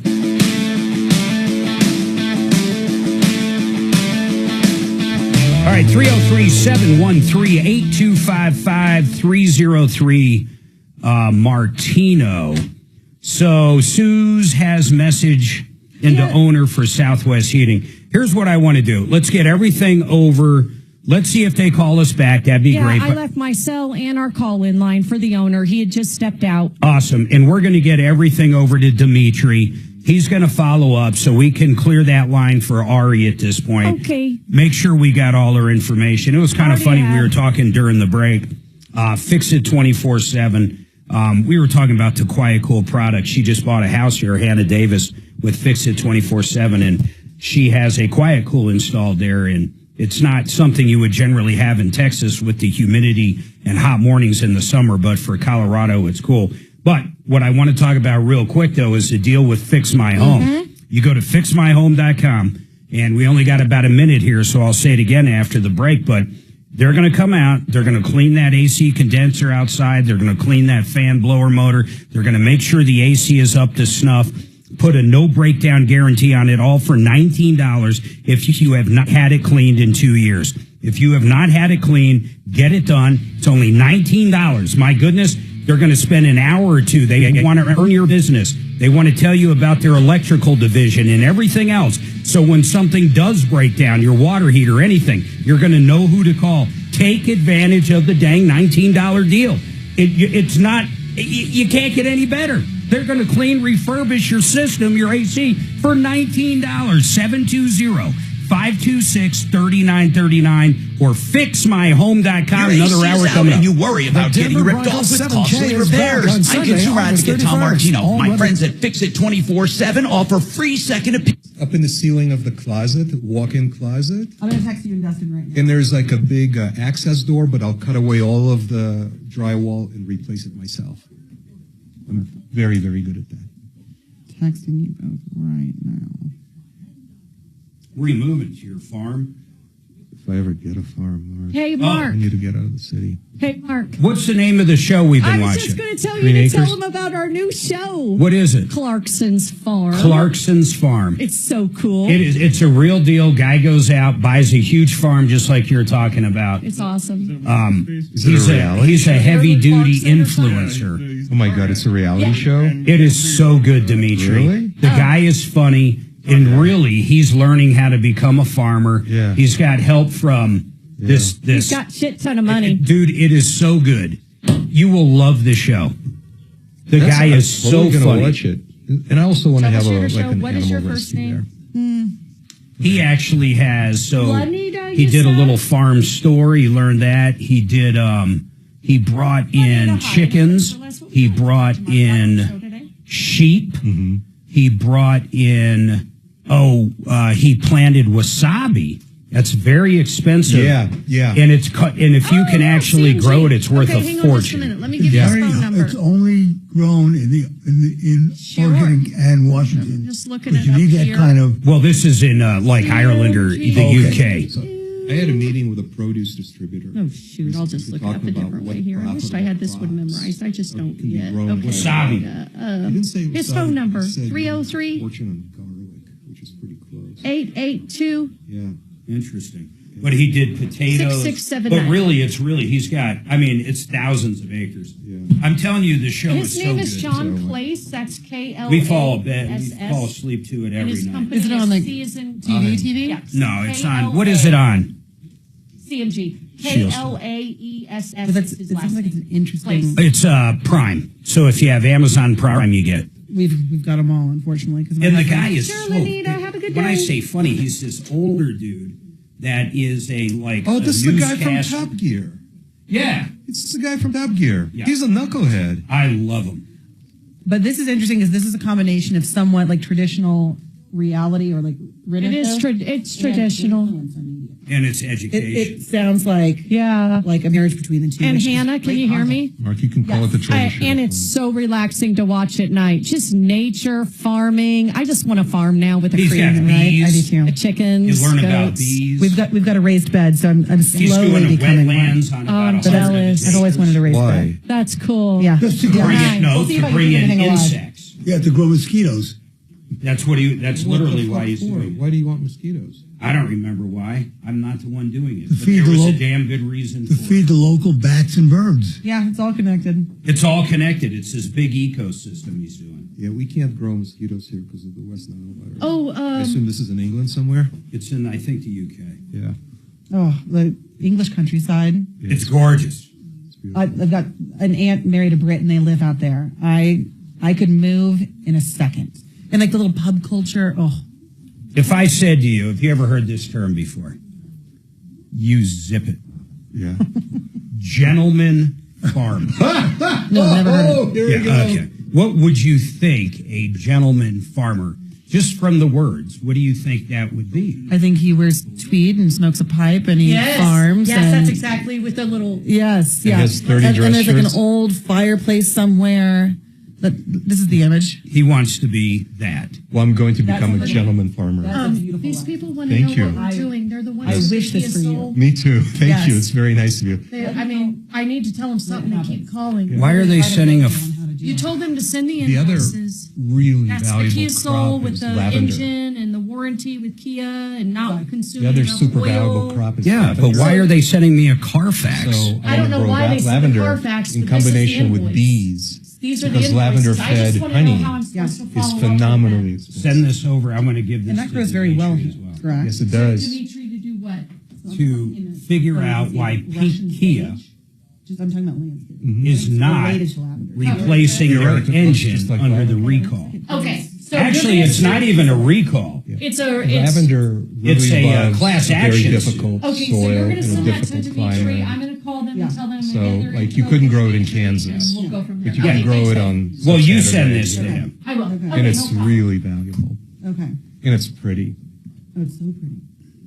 So A gentleman farm. I love the original gentleman farmer, first of all, he's too hands-on. You just heard him with the drywall. He's going to do it himself. A gentleman farmer doesn't get his hands dirty. Chop, what's going on? A gentleman farmer, the original was George Washington. Okay. They own massive farms, but they're not They're farming. not out there. Yeah. That's not him. It's going to be.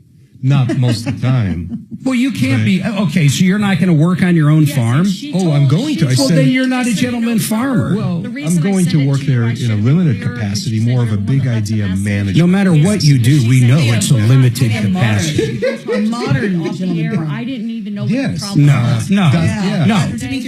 I was hoping. Yeah, modern age. No. Yeah. No. A Renaissance man. A farmer. There you go. Just farmer. I like gentleman farmer. Yeah. And that could be, you could do a whole like social media account. Uh-huh. The gentleman farmer. Yeah. Then he'll have the new show that you guys are going to be watching. I don't think he believes in it. Oh, okay. Yeah. I need a After good name. watching this show, I'd consider buying a farm with you. Oh, I great. will truly be the gentleman farmer. I will manage you. I will manage you and my crops from afar in Franktown. Delegating. Okay, because it's Just not a think, sister. I get to just so you delegate know. to you every day. Yeah. I don't Are you think. looking at certain areas? not. No, I don't care. Oh, okay. I mean, Because I'm not got thinking a at all. message I would saying, love to be "Can I south give of Chopper a Highland tongue Ranch. lashing on YouTube?" And I'm like, Or, "I'm staying you know, out 5 of it, man." points. So I just was just 5 points would clarifying. be perfect. You know, Kind Would of be both marijuana ways. farming But it's all operation. good, I Chopper. was, I've Talk been to Mark surprised later, how much, okay? you know, Okay, bye, farmland baby. that I've seen. See ya. It was actually out towards Boulder. I didn't realize that Yeah. there was like. Sorry about that. It's super farmy. And somebody already offered me a free chicken. You start with one. So, yeah. You got to start with one. Yeah, you got to start somewhere. Yeah. And Our if it's neighbors free, just got chickens. Not the one that, not the bear killer, right? He moved back to Texas. That's hilarious. She literally lives in our cul-de-sac, but I mean, they're so far away. But they put in a beautiful chicken coop. It's got an automated door that comes Oh, up. that's nice. It's really nice. Setup. It is interesting what I about want. moving here because in Texas, we all talk trash on Californians moving there.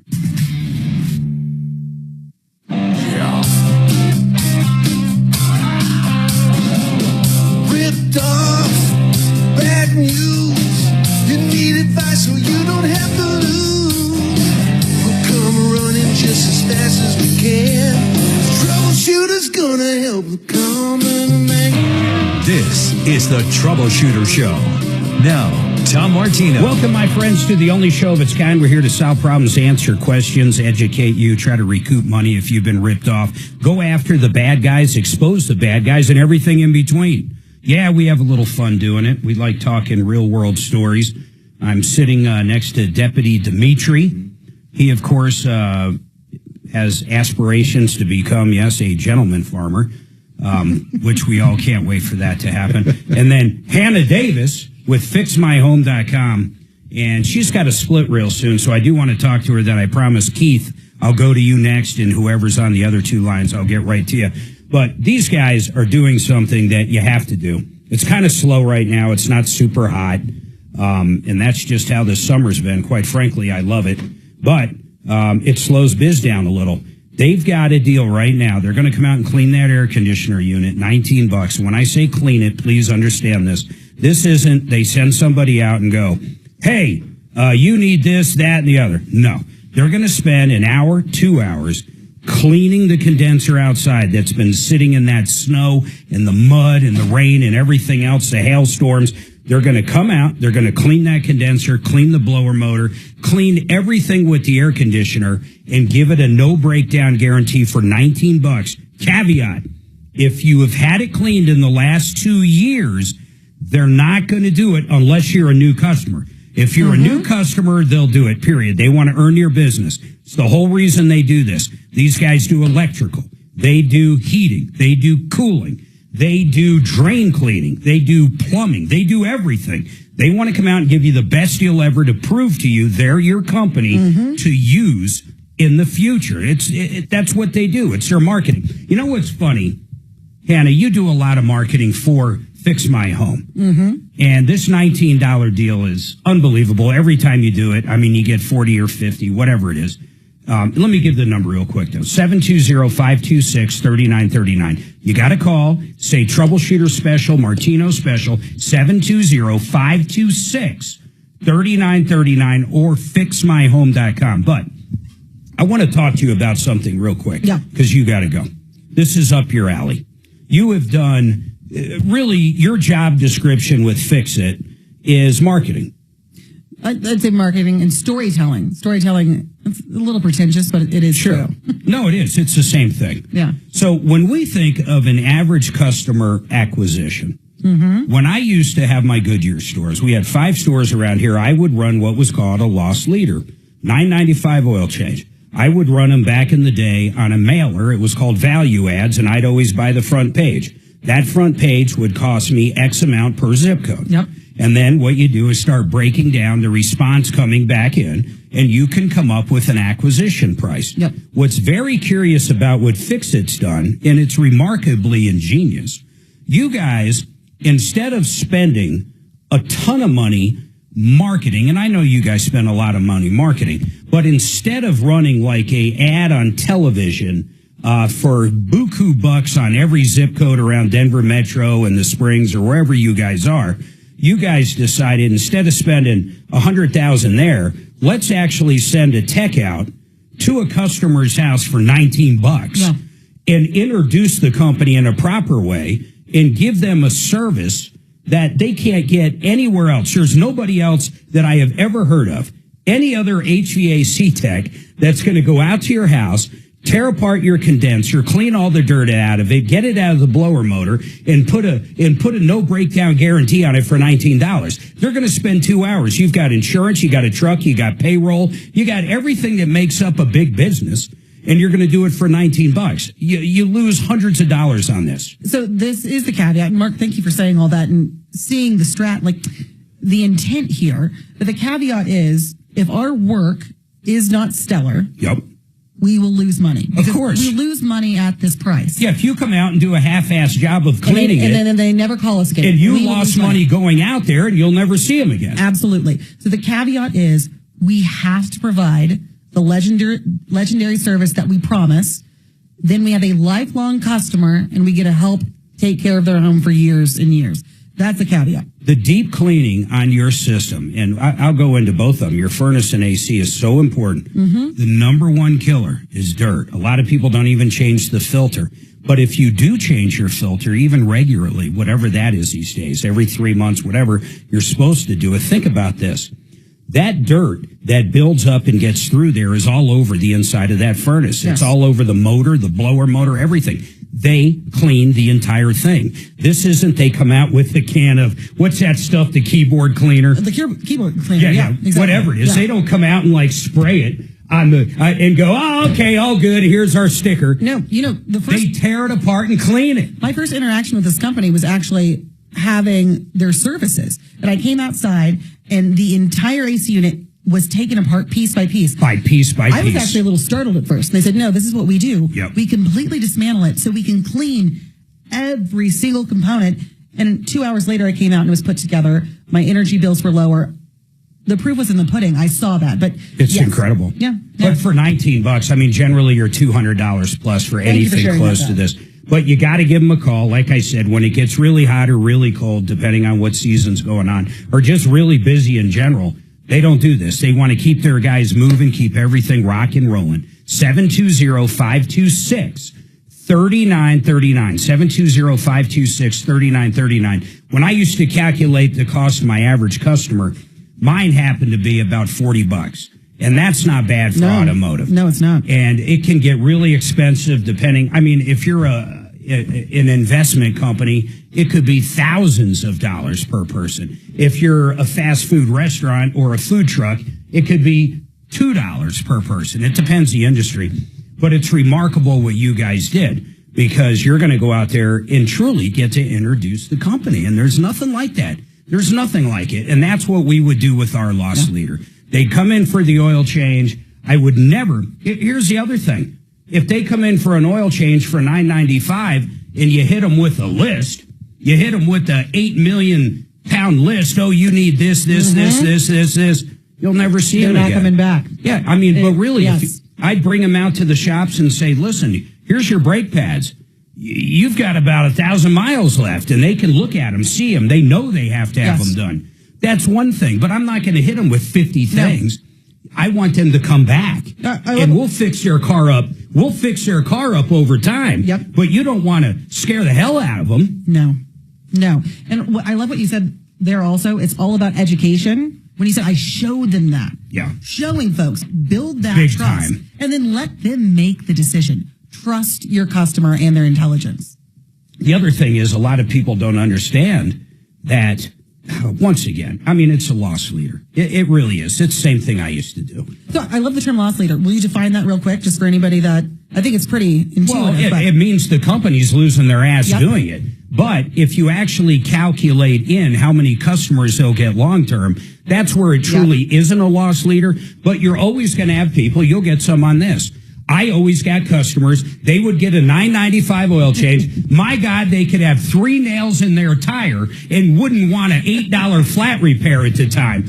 Or it didn't matter. They could have a missing air filter, and they were going to go to Walmart and buy an air filter. Hey. There's people like that, but in general, when you do something like what you're also going to get great customers. Absolutely. And kind of the difference is, too, when you have a shop like I did, people bring their car to you. You're going to people that own homes. In their homes, yeah.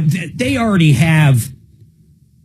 There's people that own cars that, quite frankly, shouldn't own cars and own nothing else but the car. Mm-hmm. So, I mean, we'd have people sometimes show up on a $9.95 oil change that live in their car. No. I'm never going to get anything out of them. You guys are truly hoping to get a long-term customer for the heating, the electric, and the everything you guys Mark, do. Yes. I know Hannah has to leave quick, so can you take line 1, Don? He has a question for her. Hey, Don, what's your question for Fix It? It'll be handy with a screwdriver. Hey, Don, go ahead. I need a ceiling fan installed. Could Fix It 24/7 do that? Nope, that's a handyman. These guys definitely. Well, wait a minute. You have a whole electrical division. We have an electrical division. So let me talk to. Where are you located, Don? I'm in Aurora. Aurora. Okay, we service that area. Can we get Don's information, Zeus? I never thought of that. Do you guys do that? You know what's interesting? We just moved into a new home, and I'm going to be calling them for the exact same thing. I wonder if, in general, you do it. I'm gonna call him right now, Don. I'm gonna be transparent with you. I don't know the answer to that question. If we do it, we're gonna get out to you ASAP. Most, if you guys do it, I think that'd be a great add-on for you guys to do. But I'd be a little shocked if you did. But I'm real curious. Don, give Suzanne your information, and we'll let you know either way. And if not, we definitely have some handyman on the referrallist.com that do it. And Mark, we're going to take Keith next on line 3 for a farmer's insurance issue. Yep, we'll do that. In fact, Hannah, are you blasting out of here? I'm out of here. It was great seeing you again. I love when you're in. I love getting your input on everything. But fixmyhome.com, I'm going to say it one more time, $19. You're not going to go wrong. You know, they're not trying to do anything but introduce the company and tell you about Fix It. 720-526 3939, 720-526-3939. Mention the special, get right in, and get it done now. Hannah, it was great seeing you. You as well. Thank you so much. You got it. All right, folks, 303-713-8255. Let's go to this update. Keith, you called about farmers insurance, and basically farmers wasn't paying for like $1,200 off the claim, or what was going on? Kind of catch me back up, and where are we at now, Keith? No, I had comp and collision on this vehicle. Okay. I bought a new topper 8 months ago, and we had hail down here in Colorado Springs. Got it. And they're refusing to pay for the topper. Oh, I see. They're saying because it was an add-on. That's a little strange, though. What insurance company? Farmers? It is Farmers. I am curious. Let's get Brian Burns or Jeremy on to talk about that, Suzanne. That's an interesting one. A topper is really nothing exotic, and they're just flat out refusing to pay for it. And here's the other part. When you put a topper on a truck, if it wasn't on there, they'd probably end up spending more money repairing a bed than they would a topper. What do you think? Mark, I had a similar conversation with my insurance company, which is my auto insurance is through State Farm. And when I signed up for the policy, I asked if they would also cover, in the event of an accident, my ARB bumper and the winch that's in it. And they said, absolutely not. So all of the extras, at least with my insurance company, all of these extras, they're just not going to be covered.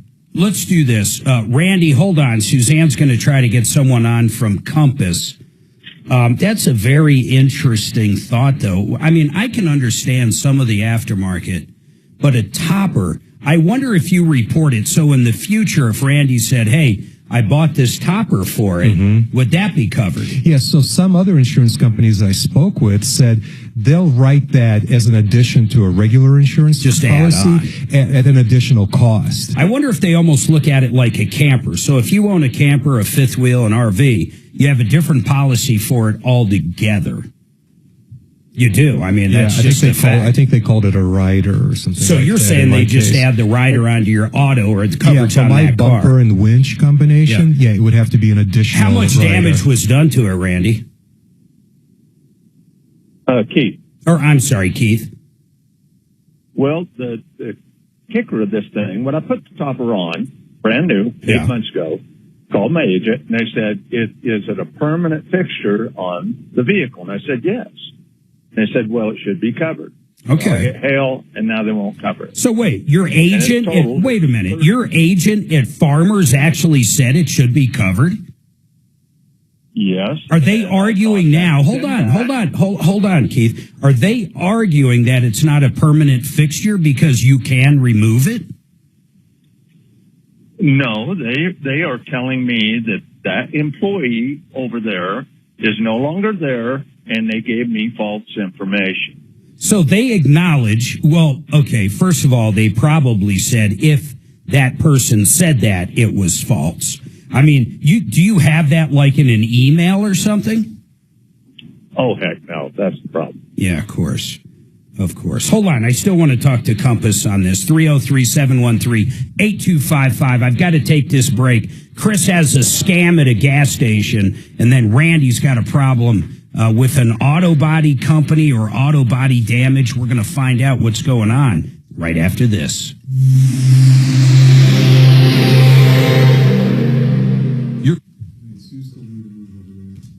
Oh, okay, cool. Troubleshooter Show, what is your first name?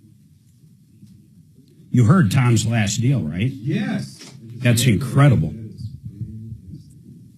Can't make them all happy. I knew that was coming because we had that similar conversation. God, I was to the point where I was terrified they were going to extend it again on him. Because remember, after, well, I don't know if you knew this or not, but after he was only supposed to have 2, and then they told him, no, we want to do 5. TheArtofGranite.com, Mitch Floria, man, this guy does it right. First of all, he knows how to fabricate and install granite or quartz or whatever hard counter surface you want better than anybody I've ever met. He lives and breathes his company, TheArtofGranite.com. He doesn't even mark up the slabs, but he's got a ton of them. In fact, he just expanded their current location, and now they have more granite and quartz and everything than ever. And if it happens to be something you don't have, you can go buy your own slab somewhere else. And guess what? You can use his wholesale account and he won't mark it up. Mitch only charges for the fabrication and installation. You want to use your current cabinets? No problem. Your current sinks? No problem. You want new stuff? No problem. He can do that. You're going to love it. We've used them multiple times in our house for different areas. The pricing's great. In fact, the pricing's so good. He'll actually give you a quote right over the phone. Takes a couple pictures, maybe some rudimentary, measurements, and you can get a quote right over the phone. Go to theartofgranite.com for the phone number. You're going to love Mitch and the gang. The Art of Granite.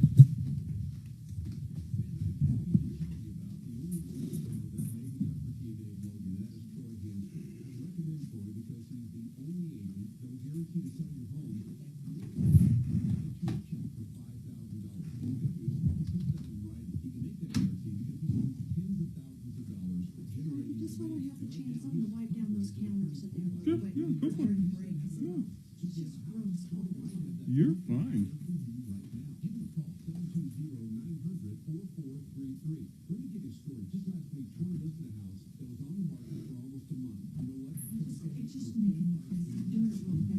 What's wrong? Just get this right now. No one ever likes it down. It's so nasty, and I can never get in here to do it because there's always a host.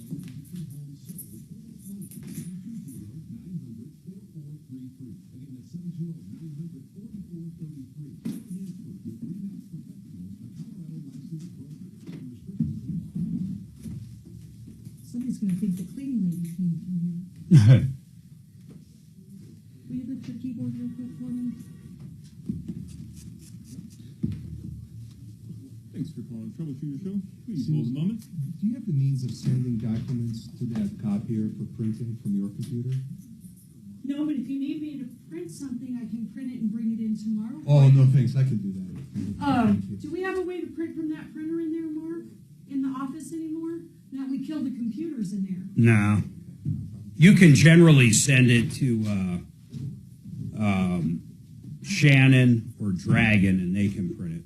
Like they can send it from their terminal right to that big photocopier? Yep, to one of them. It's usually the one on the opposite of the break room. What do you need, those invoices? No, you sent me the ESO case. Yeah, that's what I was talking about there. See if Dragon can print them. I'll ask him. Only for some.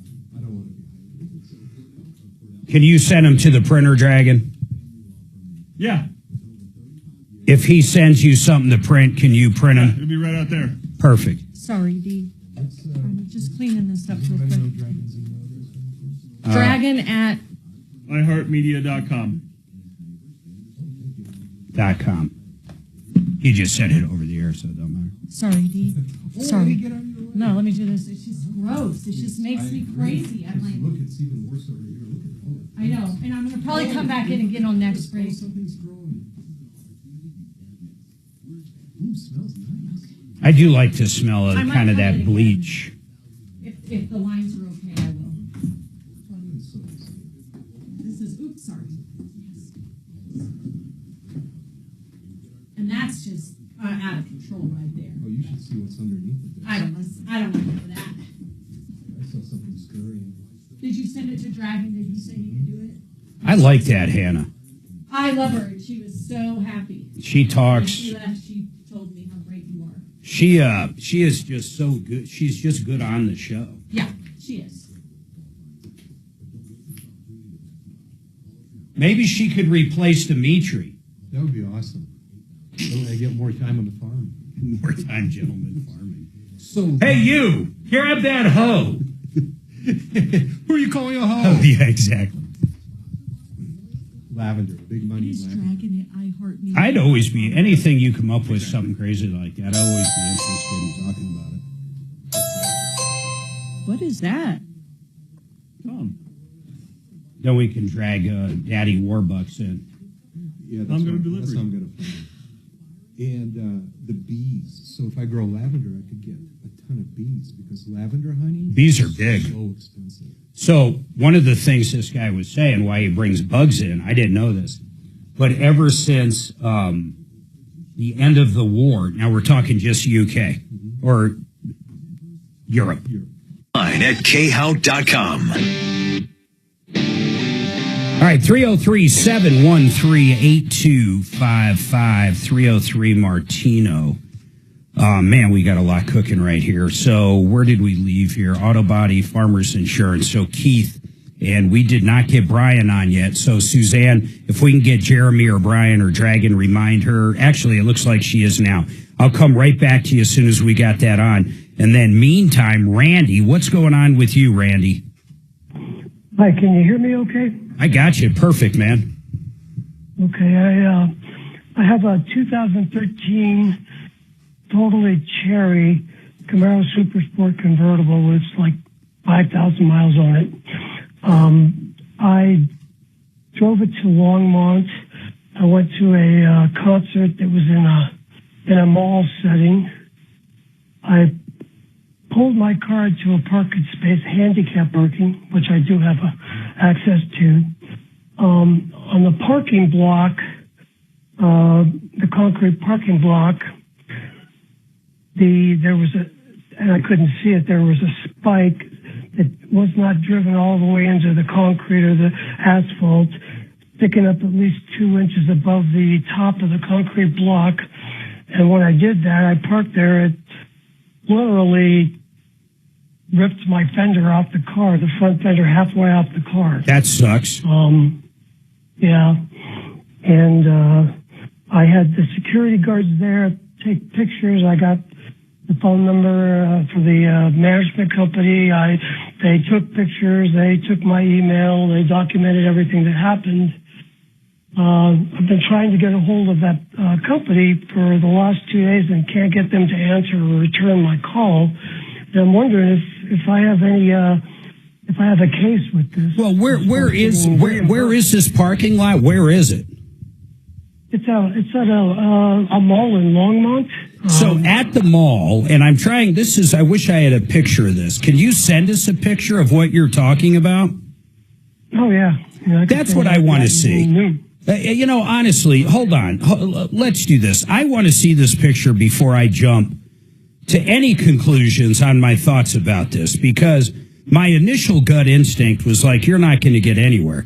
But for some reason, if there's like a curb in front of a parking spot and there's a spike sticking out of the curb that's like cemented in there or something, you might have something, but I got to understand it better.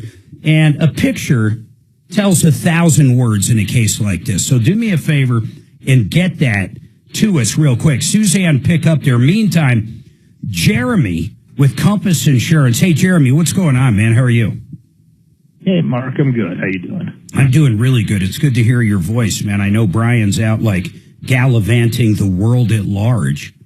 He really is. He is, man. He's traveling. I think the whole family went with them. Aren't they like in Europe or somewhere far away? Yeah. Very cool. So let me ask you a question. I think we already came up with the answer, but I want to make sure. So sure. This guy that called up, his name's Randy. In fact, I'm pulling him up right now. He has a nice pickup. Keith. Or Keith. I see why he keeps saying Randy, because it's auto body damage. I see exactly what I'm doing. Hold on. Let me put that on hold. And Keith. Hey, Keith, do I got you up? Yes, sir. Okay. So, Jeremy, he's got a nice truck. He goes out and buys a beautiful topper for the back of the pickup. He calls up. Okay. He calls up Farmers Insurance. He talks to his rep there, or his agent. He says, hey, I'm putting this on.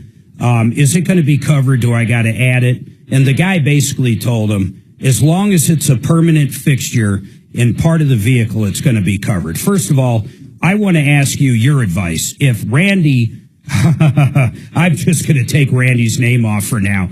If Keith actually called up and asked you that, and you represented him with one of your companies, how would you have answered that question? Well, it depends on the company he's with, because a lot of companies would consider that custom equipment. So we would, and then it depends, right? So some companies are going to have some coverage built in, like you automatically have $1,500 for custom equipment or $2,500. So, depending on the cost of the topper, we might not need to do anything. Then other companies would want us to list that separately, almost like you would a trailer. And then other companies may not, like they said, if it was permanently affixed, it would just be part of the vehicle. So it really is one that can be handled differently from one carrier to the next. So, Keith, how much was that? The topper was $34.82 and 86 cents when I bought it. And it was hail damage, Jeremy. So, basically they're declining the entire deal now when it comes to the topper. He had hail damage. I assume they're covering the rest of it. But they said no to the topper. You know what's crazy to me? He asked. Go ahead. He told them he had it. I know that, but tell them, Keith, when you call up now to your agent's office, tell Jeremy what they say. They told me that the employee that gave me that information is no longer there, and the information was incorrect. So if that is true, and they would acknowledge that, Jeremy, I would say they would have to pay it, or they'd have to turn it over to their errors and omissions insurance. But I highly doubt they're going to admit that at this point. Well, they won't have errors and omission insurance the way that like we would, because they are the carrier. Oh, right? They are farmers. So they would just pay it. Cover it, right.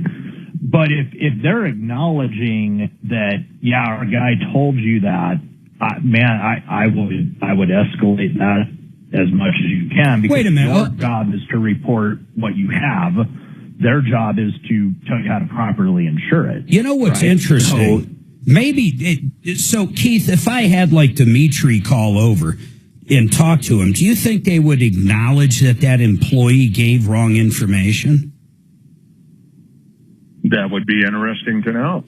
I wonder, Dimitri, it might be worth a call. Yeah, I'd be happy to call. I think what they told Keith, and here's how I would answer Keith's question if I were Farmers. I would say, if that's something he told you that's wrong, I certainly would avoid the very obvious step of acknowledging wrong information. Yeah, let's see if they're honest people. I mean, I believe that Keith was told that by somebody. I do too. I'll call him right now. Or at least loosely told by him. I mean, that's the other part. Well, I mean, we don't have that other person's side of the story, nor will we, because they're no longer there. Hey, Mark, I'm curious to see if Jeremy thinks that a topper or something similar to it could also be covered by homeowners insurance.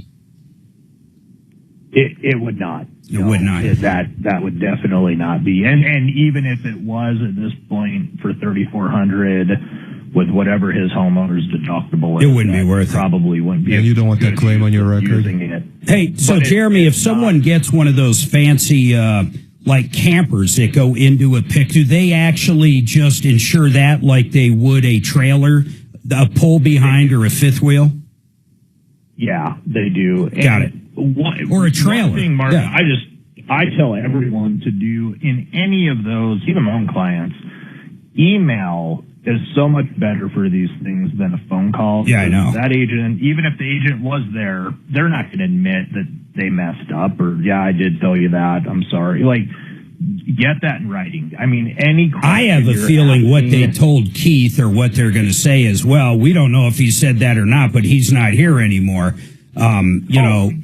Totally. Yeah. I'm saying moving forward, just for everyone, get in an email. Things to email, so that if that guy emailed back and said, "Hey, that's great," you know, you don't need to do anything. Well, now you got an email, and there's no questioning what they had told you. All right, hey man, I know that doesn't horribly help with this one. But. No, it doesn't. But we'll make a call over there just to see. But I highly doubt we're going to get anywhere. And then Keith, I know you're still listening. I want you to hang on. Suzanne's going to get your info and their info for Dimitri. And then meanwhile, Keith, maybe you should email them and ask them, kind of reiterate what happened and ask them their thoughts on it and see if they reply.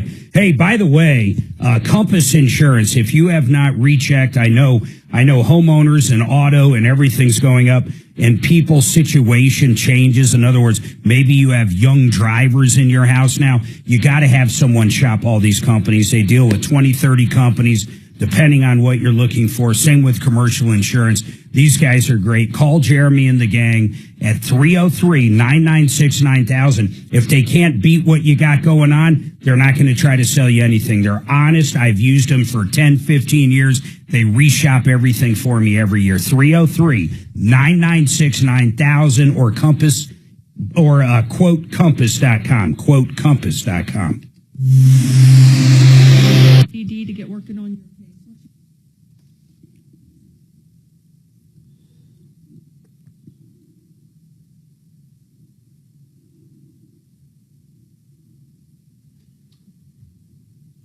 Oh, yeah, I see that spike now. What'd you say? I see the spike. The spike. The picture. Do I have it? I don't know. Let's see. Randy. I don't have my email up. I don't got anything up today.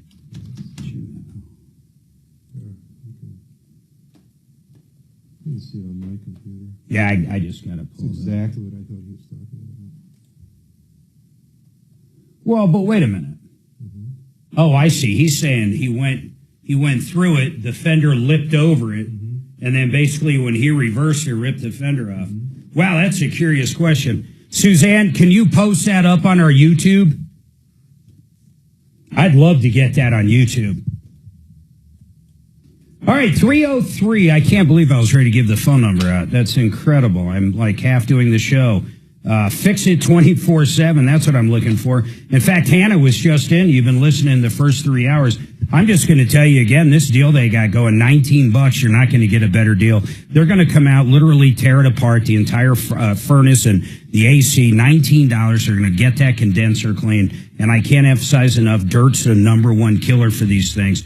And they're going to clean it. They're going to basically refurbish it for $19. And these are for people, even if you're a current customer and haven't had it done in a couple of years, they want to make sure you get it done. They're going to allow you to do it for that price. You know, generally that'd be over $200.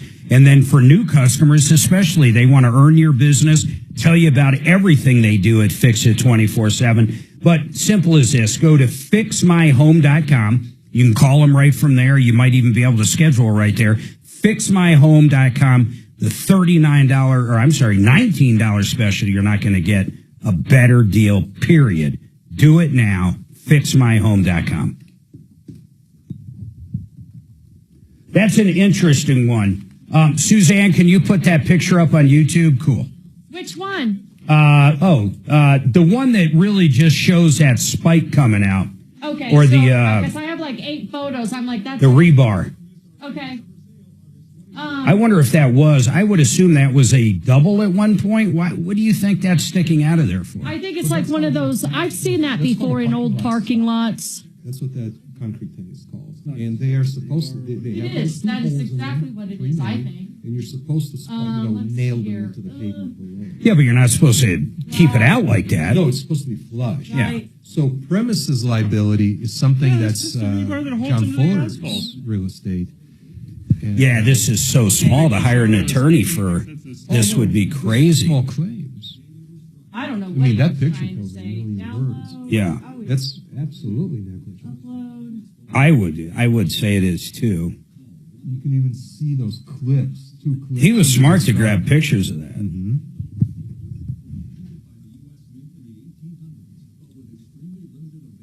I wonder how much his damage was. He went into that car like it was a Rolls Royce. Watch him come back and be like, it's $90,000. And I could call them all. Problem with uploading. Ask him to pay for it. I wonder what mall did he say it was? He didn't. Somebody just find the property manager. Yeah, he could. He has all the information. He has the parking lot manager's company, the phone number. He's got the mall management company phone number. Is it all in that email? No, no. But he said he's been trying to. Well, this should be a no-brainer then, unless if he's asking for too much. They're just ghosting him, hoping he'll never show back. Yeah, he needs to know how much it's going to cost. And he needs to get, a real estimate from a real body shop. I wonder if he could go after, I'd go after some diminished value if it's there too. He's saying it's a classic car. Yeah, I mean, you're right. Let's see how much it costs. Although if they pay out, here's the funny part, if they pay out and the body shop does a good job, there is no diminished value because it won't show up on a Carfax. It won't show up. No, if there's no insurance involved, it won't show up. Oh, I thought Carfax just pays everybody to enter data. No. For maintenance, it does. They don't pay anybody. Like my old point of sale for Goodyear's, it would report to them to show we did an oil change. But you didn't get paid? No, we didn't get paid for that. We just did it. It was just part of the software I owned. Okay. And I thought it was good for the customers. But if you didn't report it, you didn't report it. I mean, that's it. They don't pay anything. But the good news is a body shop would never ever report it to Carfax. Right. It's always the insurance company. Even better.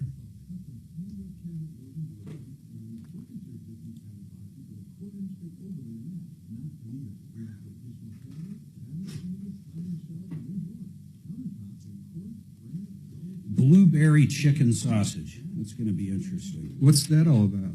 So we were at Sam's Club the other day, and I was going to buy some normal chicken sausage I grill. It looks just like brats. It's good.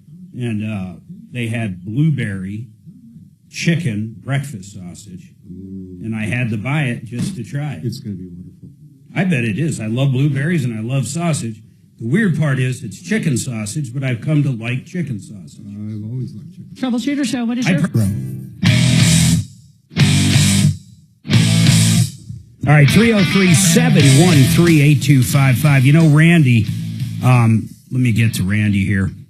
Hey, Randy, I agree with you 100% looking at this picture. And people, Suzanne's going to post a link to the picture up on our YouTube site. You'll just see the link come from Troubleshooter Network or Suzanne or whatever she's logged in as. But if you click on it, you're going to see a picture. Dimitri, describe what you see. Well, Mark, what I see is one of those standard parking lot stops, which is that big gray concrete bar that you wait for your wheels to contact, and that's how you know you're finally parked. And as you know, they come pre-molded with 2 attachment holes, and you're supposed to pound a big stake into those holes. Which is like rebar. Yeah, just like rebar. But the thing is, you're supposed to, if you're installing it properly, you got to make sure that rebar is flush with the surface of the concrete stop. And this one's sticking out 6 inches. It's clearly sticking out, and they're lucky that Randy didn't, trip and break his neck on it. But yeah, in my view, it is absolutely, negligent. Hey, Randy, how much is the damage? How much have you gone to a body shop and gotten it figured out yet? No, I haven't done anything because I was hoping the company would get back to me before. Yeah, but the first thing they're going to ask you, Randy, is how much money. I mean, when they do get back to you. But go ahead. I will do that. Here's what I want to do. You've got to get the management company information over to Deputy D. He's going to call these guys up. But in the meantime, like ASAP, man, you got to get a couple estimates. Go to 2 body shops, get a couple estimates. What are you guessing? I don't have any idea because this is not something I'm familiar with. Okay, fair. Listen, I get it, man. And who knows? Pricing nowadays, I get astonished by everything. I mean, really. Randy, when I call the management company, the first thing they're going to ask me is how much does Randy need to fix his car? That's right. Before they even make a decision. Okay. So the moment that you get those 2 estimates on fixing it, let me know. I need 2 estimates? That's what Mark recommends, 2 estimates. They're going to want 2 if they're going to pay out on them. Okay.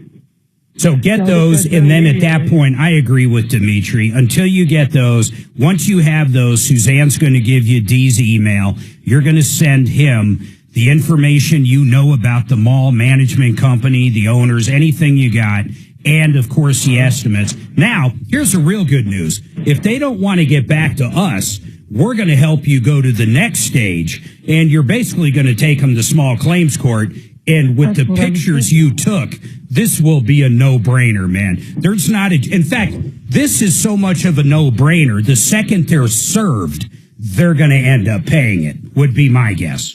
Got it. Thank you very much. You got it. Hold on, Randy. Make sure you got Dee's information. And Suzanne, just send Dimitri his info for the hell of it right now. What's going on at this gas station, Chris? How'd you get scammed at a gas station? Yeah, well, I don't think I really did, but I just kind of wanted to run it by you. Go ahead. People are talking about scanners and the pumps and stuff, Yeah. Or readers. Yep. So anyway, I pull up to get gas. There's this old truck in front of me. Guy doesn't speak any English. Long story short, he wants me to. He can't get home. He doesn't have any gas. So he's not asking for cash or anything. That's a shtick, man. He just wants gas. Well, yep. Go ahead. I gave him 3 gallons of gas. Yep. So I'm not put out, but I just wanted to see, is that something other than he just wants free gas? No, there's nothing there. In my opinion, there's nothing there, man. He's not putting in a skim or anything. Let me tell you, the guys that actually know how to do that and actually make money off of that kind of crookedness, they're not sitting around trying to get 2 or 3 gallons of gas. I wouldn't worry about it at all. Yeah, and like it is a big one. I'll tell you the big scam. Well, hold on. Where I've been hit up with similar to what you're talking about, it's kind of funny. The guy actually had a truck and he was at the gas station. Generally, it's a guy holding a gas can, asking for some money for gas so he can get his car off the road, and there's no car to be seen. He just wants the money, and instead of holding a sign, he's holding a gas can, which is ingenious. Steve, Randy, hold tight. Okay. What are we doing? I missed it. What are we doing about Randy? Randy's going to get Randy's info for D. Wait. Because they believe it's a easy win for Randy. Okay. Let's see here. Get 2 estimates, and Randy should take it from there and file a claim. Okay. Randy with damage from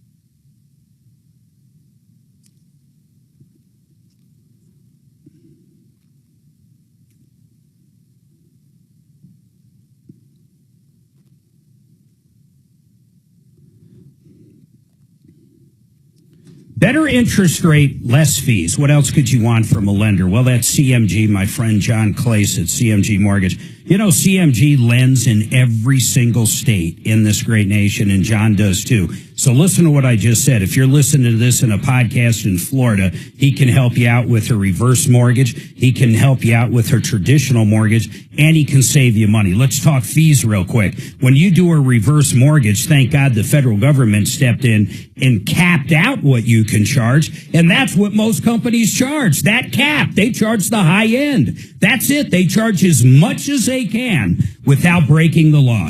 John will save you money. He'll charge you less in fees. And then let's talk about their all-in-one loan. It is, listen to this, it is a 30-year line of credit on your house, or it could be on a property, like a second house, or it could be on an investment property, so you have access for 30 years to the equity. Let's say it's worth $1 million and you paid off $800,000 of it as an investment property and you rent it out. Well, guess what? You have access to $800,000 basically for 30 years, anytime you want it, while you're still making money on it. It's one of the best loans out there, regardless of what kind of property it is. But call John up. I'm telling you, he's going to beat these other guys. The other guys go to CMG. Please understand that. They go to the lender. They mark up the interest rate. They mark up the fees. They buy it at wholesale. That's how they make their money. CMG is the lender. $2 billion a month. $2 billion a month. Ask the other guys. How much do you lend? They're going to say nothing because you know what? They're not the lenders. They're brokers. 303-882-6679. I love pulling the skirts up on all these brokers out there. Call up John, 303-882-6679, or check him out at partnerinlending.com.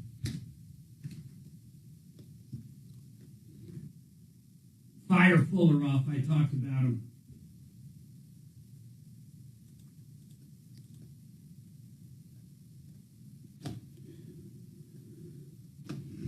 Hop, skip, drive.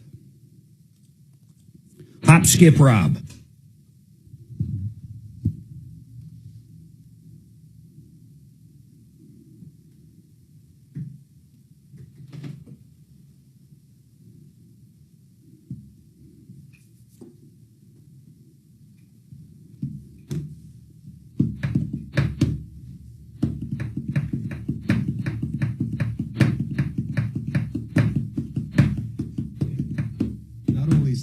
Super expensive, but you can rent these out.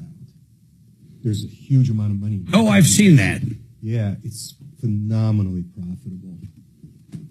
So I want to do kind of like these unusual, quirky niche businesses at the farm, because I'm not going to make money. Dude, you're going to love that show if you watch it. I'm going to check it out. That's what he's doing. Yeah, I'm totally going to check it out tonight. It's unbelievable. I can't believe I got drawn into it. I mean, I really like it. But not only does he do little things like you're talking about, he did do bees. And not only do you kind of learn about them, but then you understand like how much the bees cost him and this and that. And it's amazing. Yeah, but the wetlands, here's what I was going to. After World War II in Europe, there's 40% less insects. And that does other parts of the environment where you want insects. The birds are starving. So that's why they're bringing stuff back. And in this wetlands he's doing, it's literally bringing birds, and it's bringing vermits, and it's bringing everything. It's crazy, man, because he's bringing bugs. But I can't remember the reason after the war 30-40% was down. I just don't remember what it was. It's kind of a surprising statistic. It was amazing. He's restoring the food chain for the ecosystem is what he's doing.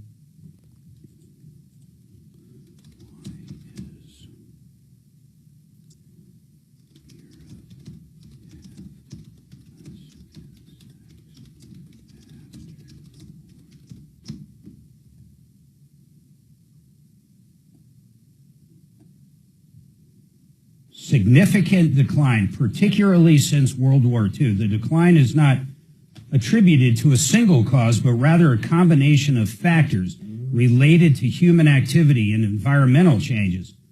The most significant, agricultural intensification. including, of course, the elimination of hedges, field margins, widespread use of synthetic fertilizers, pesticides. That all makes sense. And then habitat loss, urbanization, climate change. They had to throw that in there. Pollution, invasive species, the introduction of non-native species.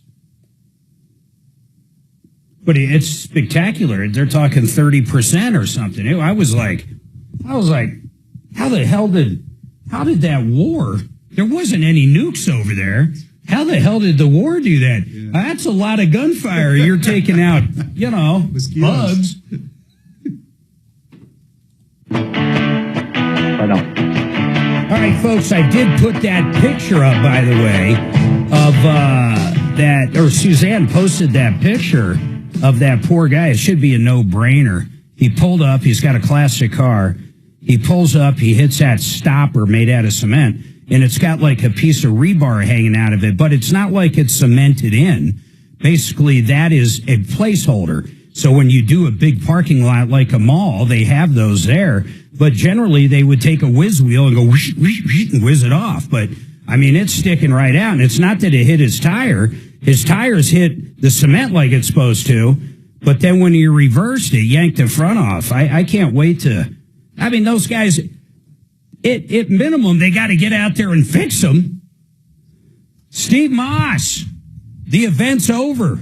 Why are you on my phones? I'm just kidding, Steve. How are you doing, man? Rock and Roll Beer had their 40-year of Brewing Beer Fest over the weekend. Suzanne and I were up there. We had a great time. We met a lot of listeners. A lot of great people, man. You gave away a guitar. Hey, who ended up winning the air guitar? Did you place in the cornhole? That's right. Mark, did you place in the cornhole contest? Just like I said, who won that air guitar? Or I'm sorry, contest. Okay, I'm not going to say if I placed or not. These customers are so cool that we have this guy, one of our steady customers. He won, right? Yeah. And actually, Nancy, one of the tree farm owners, she stopped by and she was one of the judges. But this guy won. Guess what he did? We all sat around. There had to be 40, 50 of us, whatever it was. We all sat around at one part when they came in, singing the jingle you did for the tree farm, which was a blast. The guy that won one of the customers that won Stratocaster, he donated it back to the brewery because he wants to go to the Halloween party. He wants that to be the grand prize for the Halloween party, which is Frank's and Stein's. Nice. Halloween get together, which will be November 1st, which I'll post all that online. But these customers are so cool. Yep. I mean, it wasn't, it's our first year. It wasn't sold out, but it was still. Yep. I'm up on the hour, Steve, so I got to put you on hold. But here's the bottom line. It was a blast. Rock and Roll Brewery. You can go out there any Saturday. Go to rockandroll.beer, rockandroll.beer, and you can see the hours. He's only open Saturday. He brews 17 different kinds of beers, and it's really a great time. You got to check it out if you're a brewery, people like us. Rock and Roll Brewery. Listen, we're going to be here tomorrow, solving problems, answering questions, taking your complaints right here on the Troubleshooter Network. Follow Tom Martino at Real Tom Martino and stay connected with all of us at 630 KHOW, KHOW.com, and on the iHeartRadio app. This is Denver's talk station, 630 KHOW. Your AC is out and you worry about getting ripped off with costly repairs. I'm consumer advocate Tom Martino. My friends at Fix It 24/7 offer free second opinions, giving you peace of mind you're getting the right price. And if your AC is out, no diagnostic charge. Fix It 24/7. Your trusted AC and home services partner. Go to fixmyhome.com. Click book now for your free second opinion. Fixmyhome.com. That's free second opinions, no charge. Fixmyhome.com. You wanted to see me? Yes, please, have a seat. So here's the thing. When this company brought you on, we took a chance on you. You didn't have that 4-year college degree we typically look for. Right. But we gave you a shot anyway. And since then, you've worked incredibly hard and given it your all. Thanks. You've been an important asset to the team, but I don't think you can be an intern here anymore. We want to hire you. You're serious? Absolutely. Find your next great employee. Introduce yourself to the grads of life. Who are they? Talent worth knowing about. Young adults of unique determination and experience. An ideal fit for your company in an entry-level position, internship, or even mentorship. They might not have every qualification you typically look for, but they're exactly who your company needs. I won't let you down. I know. Don't miss out on a resource many innovative companies have already discovered. Go to gradsoflife.org to learn how to find, cultivate, and train this great pool of untapped talent. Brought to you by the Ad Council and gradsoflife.org. KRFX HD2 Denver. KHOW Denver, an iHeart radio station. Make us the #1 preset on the free iHeart radio app. Listen for all your music, radio, and podcasts. Free never sounded so good. This is a special report from ABC News. I'm Mike DeBusky. Authorities are investigating today's shooting at an Army base in Georgia. The gunman at Fort Stewart was an Army sergeant who was arrested on a DUI charge earlier this year. 5 other soldiers were hospitalized in the incident, including 2 who are currently being treated at a level 1 trauma center about an hour away in Savannah. Van Johnson is the mayor of that city. I spoke with the lieutenant colonel about this happening.